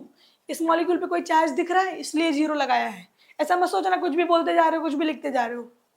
ठीक है, 8 + 4 12 डिवाइड बाय 2 कितना आया 6 है। इसका मतलब हाइब्रिडाइजेशन क्या गया है, sp3d2। क्लियर है, हाइब्रिडाइजेशन क्लियर है सबको, ये तुम्हारा क्लियर हो गया। अब ज्योमेट्री क्या हो जाएगी, 6 है तो ज्योमेट्री बताने से पहले देखो स्टेरिक नंबर इक्वल है क्या, स्टेरिक नंबर क्या है 6, बॉन्ड कितना बन रहा है 4, तो तुम्हारा ज्योमेट्री नहीं आएगा, क्या आएगा शेप, क्योंकि यहाँ पे क्या आ गया लोन पेयर, तो ज्योमेट्री यहाँ पे नहीं आएगा, क्या आएगा शेप। तो शेप क्या होगा, देखो 6 बॉन्ड बनना चाहिए था, 4 ही बॉन्ड बन रहा है, स्क्वायर प्लेनर। क्या आएगा, स्क्वायर प्लेनर। दिखेगा कैसे, देखो XE 1 2 3 4 F यहाँ पे लोन पेयर और यहाँ पे भी लोन पेयर। क्लियर है, क्लियर है। ये तुम्हारा यहाँ पे स्टेरिक नंबर का थियरी कंप्लीट हो गया है और तुम्हारा यहाँ पे क्या कंप्लीट हो गया, पूरा जेनॉन इंटर हैलोजन कंपाउंड और ये सारे कंपाउंड्स क्लियर हो गए। ठीक है, अभी मैंने इसके प्रिपरेशन वगैरह पे नहीं गई हूँ कि इंटर हैलोजन कैसे कंपाउंड प्रिपेयर हो, क्योंकि वो पूछेगा ही नहीं, तुमको सिर्फ मॉलिक्यूल देगा, स्ट्रक्चर पूछेगा, ज्योमेट्री पूछेगा, बॉन्ड एंगल पूछेगा, बस। तो उतना ही करना है क्योंकि ये एग्जाम पॉइंट ऑफ व्यू से चैप्टर चल रहा है। क्लियर है। अभी देखो यहाँ पे XeF2 है तो तुमको यहाँ पे निकालना है, 2F है तो +2 चार्ज, 4F है तो +4 चार्ज। क्लियर है, ये तो सिंपल है ना। ऑक्सीजन 3 ही है लेकिन +6 कैसे हो गया, क्योंकि एक ऑक्सीजन -2 चार्ज कैरी करता है, तो 3 है तो 6 हो गया। यहाँ पे देखो ऑक्सीजन की वजह से कितना है, देखो एक ऑक्सीजन कितना देगा -2 और 4 है तो कितना टोटल कितना हो जाएगा 6।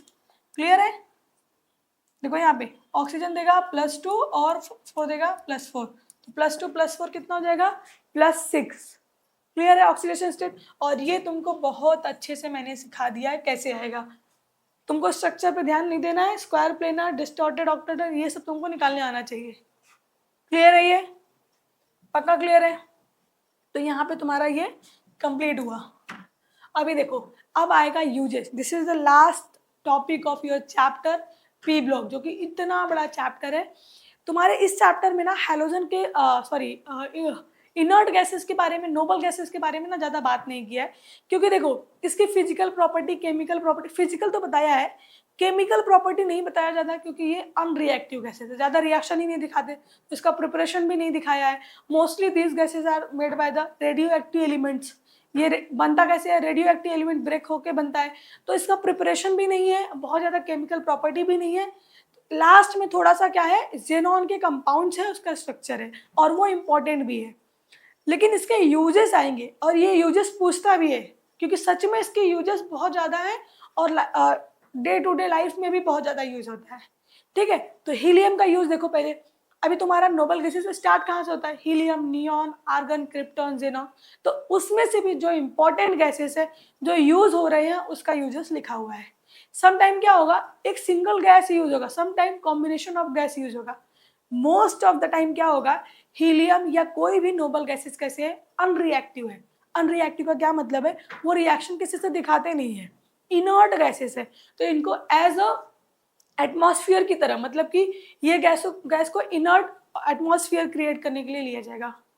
मतलब मुझे ऐसा कोई एटमॉस्फेयर क्रिएट करना है जिसमें तुमको क्या करना पड़ेगा कि वहाँ पे जैसे ऑक्सीजन है तो रिएक्टिव है, नाइट्रोजन रिएक्टिव नहीं है, हीलियम रिएक्टिव नहीं है, तो वहाँ पे एटमॉस्फेरिक जो गैसेस है कौन सी रखनी पड़ेगी, इनर्ट गैसेस। क्लियर है। तो most of the time these gases are used for the create inert atmosphere. Clear है। अभी आते हैं कि इसका यूजेस देखो क्या है। पहला क्या है, mixture of helium and O2 use for the artificial breathing for the asthma people. तो ये याद रखना है, अस्थमा के लिए कौन सा यूज होगा, हीलियम प्लस O2। याद रहेगा, asthma helium plus O2। Next क्या है, mixture of HeO2 use for the respiration of sea, जो सी के में जाते हैं ना, स्कूबा ड्राइविंग वगैरह, डाइविंग वगैरह करते हैं, उसके लिए क्या, स्कूबा डाइविंग हो गया, और भी जो बहुत सारे अंडर वाटर के लिए जो भी होगा वो उसमें क्या होगा, हीलियम प्लस O2। जहाँ पे भी वो ऑक्सीजन लेने के लिए कमी होगी वहाँ पे कौन सी गैसेज जाएगी, हीलियम प्लस O2। क्लियर है। For the filling balloons mixture of helium 85% and hydrogen 15%। Helium 85% क्यों, क्योंकि हीलियम अनरिएक्टिव है, और हाइड्रोजन इसलिए कम क्योंकि ये बहुत ही ज़्यादा रिएक्टिव है। हाइड्रोजन कैसा है, हाईली रिएक्टिव, पर हाइड्रोजन चीप है कंपेयर टू हीलियम। तो मोस्ट ऑफ द टाइम क्या देखोगे, जो चीप वो जो रहते हैं ऑर्गेनाइजर, वो शादी में जो बलून्स लगाएंगे, बर्थडे में जो बलून्स लगाते हैं उसमें हाइड्रोजन गैस ही फिल कर देते हैं, और जैसे वो फूटता है आग वगैरह लगने का चांसेस बहुत ज़्यादा रहता है। इसीलिए बहुत सारे इंसिडेंट्स में तुमने देखा होगा कि ऐसा बहुत लंबा आग लग गया किसी भी प्रोग्राम में। वो क्यों होता है, क्योंकि बलून्स बहुत सारे हैं, अब बलून्स में कौन सी गैसेस है, हाइड्रोजन। इसीलिए कभी भी ऑर्गेनाइज करो तो बोलो भाई हीलियम गैस ही चाहिए। क्लियर है। नेक्स्ट देखो, helium is use for the producing inert atmosphere. अभी बताया, क्योंकि अनरिएक्टिव तो जहां पे भी रहेगा वो इनर्ट एटमॉस्फेयर क्रिएट करेगा। Liquid helium is use for the producing low temperature required for the research. एक और किस लिए, लो टेम्परेचर क्रिएट करने के लिए भी यूज होता है, कहाँ पे, रिसर्च में। इसके 3-4 पॉइंट याद रखना, सब तुमको नहीं याद रखने हैं, ठीक है, 4-5 पॉइंट याद रखने हैं। Use for the pressurized fuel tanks of liquid fuel rocket, use for the shielding gas for the arc building in a supersonic winds. देखो ये सब क्या है, हीलियम और एक तरह का कहाँ पे यूज होता है, जब इसको ना मिक्स किया जाता है फ्लोरीन गैस। वेल्डिंग देखा है, वेल्डिंग होते समय डायरेक्टली इतना ज़्यादा हाई टेम्परेचर होता है कि वो मेटल को भी, आयरन को भी क्या कर रहा है, मेल्ट कर रहा है। तो उसके अंदर नॉर्मल अपना गैस का वाला तो नहीं है जो हम लोग यूज़ कर रहे हैं, मीथेन गैस तो नहीं होगा। तो वहाँ पे कौन सी गैसेस यूज हो रही है, हीलियम गैस यूज हो रही है, क्योंकि वो आयरन जैसा देखो इतना है उसका, जिसका इतना हाई टेम्परेचर मेल्टिंग पॉइंट है, बॉइलिंग पॉइंट है, उसको वो मेल्ट करके क्या कर रहा है, स्टिक करवा देता है। तो वहाँ वेल्डिंग के लिए कौन सी गैस होगी, ये वाली। Helium nucleus is used to bombarding a particle for the distinguish of the atom. ये तुम्हारे स्ट्रक्चर ऑफ एटम में होता है। हीलियम क्यों यूज होगा, डिस्टिंग्विश करने के लिए होगा, स्ट्रक्चर ऑफ एटम या फिर न्यूक्लियस रिएक्शन में, ठीक है। देन नियॉन्स का यूजेस देखो, in neons discharge lamp sign. Neons क्यों, अगर बहुत पहले जब इतना ज़्यादा इलेक्ट्रिसिटी गाँव में नहीं थी तब तुमने देखा होगा कि लोग क्या करते थे, गैस में एक ऊपर से वाइट कलर का कुछ कपड़ा कॉटन का जला देते थे, और अंदर उसकी कौन सी गैस भरी होती थी, नियॉन गैस। वो नियॉन गैस क्या, लैंप की तरह, उसके बहुत ज़्यादा लाइट होता है, तो वो लाइट की जरूरत नहीं पड़ती, उसको जला दिया तो अपने आप सारा उजाला हो जाता था, लाइट ही लाइट हो जाती थी। तो neon gas also use for the lamp, ठीक है। Mixture of neon and helium is use for the certain protective electric device. ये तुमको याद रखना पड़ेगा, एडवांस पॉइंट है। इलेक्ट्रिक डिवाइस में किस प्रोटेक्शन के लिए क्या यूज होगा, neon plus helium. For the उसके लिए मेल्टिंग के लिए क्या यूज होगा, हीलियम प्लस ऑक्सीजन, ठीक है। For the production of laser के लिए, फ्लोरोसेंट ट्यूब्स के लिए क्या होगा, नियॉन यूज होगा। याद रहेगा ये पॉइंट तुमको याद रखने, किसी का भी पूछ सकता है, जरूरी नहीं है कि हीलियम ही पूछेगा या नियॉन ही पूछेगा। ऑर्गन के लिए क्या करोगे, देखो, for the producing inert atmosphere, ये तो पहले ही पता है, welding and steel production, iron के लिए तुमको मैंने बताया है हीलियम प्लस ऑक्सीजन, पर स्टील के लिए क्या होगा, आर्गन। एक्चुअली ये पूरे गैसेस ना मिक्सचर रहते हैं, ऐसा मैं कंफर्म नहीं बता सकती है कोई भी कि हाँ ये गैसेस यूज हो रहा है, इसका मिक्सचर ऑफ रेशो क्या है, चेंज होते रहता है वो, कि इतना रेशो आर्गन है, इतना हीलियम है, इतना ऑक्सीजन है, ये रेशो चेंज होते रहता है, बस वेल्डिंग के लिए यूज होता है, इतना याद रखना है, ठीक है। Mixture of 85% argon, 15% N2 filled in electric bulb to increase the filament light. जो पहले अगर तुम देखते रहोगे येलो बल्ब आता था, येलो बल्ब में क्या एक फिलामेंट टंगस्टन लगा होता था, वो एक वायर है, इतना हीट में भी वो मेल्ट नहीं होता था। उसका रीजन क्या था, उसके अंदर क्या 85% आर्गन एंड 15% N2 रहता था, जो कि इनर्ट गैस क्या करता था, प्रोवाइड करता था, जिसकी वजह से वो मेल्ट नहीं होता था। क्लियर है। In a filling fluorescent tube radio valves, ठीक है, it is a mix with the neon get to light of various colour. यहाँ पे तुम्हारा चैप्टर पूरी तरीके से कंप्लीट होता है, from very basic, from very starting to the end. Clear है। तो thank you so much for watching this video और दिस लेक्चर। अभी आपका ये चैप्टर पूरा कंप्लीट हुआ है, बहुत अच्छे से ध्यान से देखो, नोट्स बनाओ और स्टिक टू द पॉइंट, यहीं से क्वेश्चन आएगा। और तुम फिजिकल केमिकल यूजेस वाले में मत जाओ, हाँ यूजेस वाला पॉइंट थोड़ा सा पढ़ लो, H2SO4 का थोड़ा सा केमिकल प्रॉपर्टीज और यूजेस पढ़ लो, ठीक है। बस यहाँ पे इतना तुमने कर लिया तो इस चैप्टर से तुम्हारा कोई भी क्वेश्चन छूटने नहीं वाला है। क्लियर है। हाइपर देखो, ट्रस्ट पे दुनिया टिकी हुई है। अगर तुमने इसको देख के फिर सोचा कि कहीं और से भी देखूं, फिर कहीं और से देखूं, तो ये दुनिया बहुत बड़ी है, हर टीचर कुछ और पढ़ाएगा, हर टीचर को कुछ और बताना है, तो एक ट्रस्ट करके एक प्लेटफॉर्म चूज करके अपना स्टार्ट कर देना है, फिर इधर उधर उधर उधर नहीं भटकना है, ठीक है, क्योंकि हर टीचर वही पढ़ाने वाला है, चैप्टर ही उतना बड़ा है, सब टीचर वही PYQ देख रहे हैं, वही तुमको सजेशन देंगे, तो अपना टाइम वेस्ट नहीं करना है, टाइम बहुत कम बचा हुआ है, चुपचाप से सारी पढ़ाई, एक अभी क्रश कोर्स अगर ज्वाइन कर लिया है तो इस पे स्टिक रहो और यहीं से प्रिपेयर करो, इससे बाहर क्वेश्चन कुछ भी नहीं आएगा। क्लियर है। Thank you so much.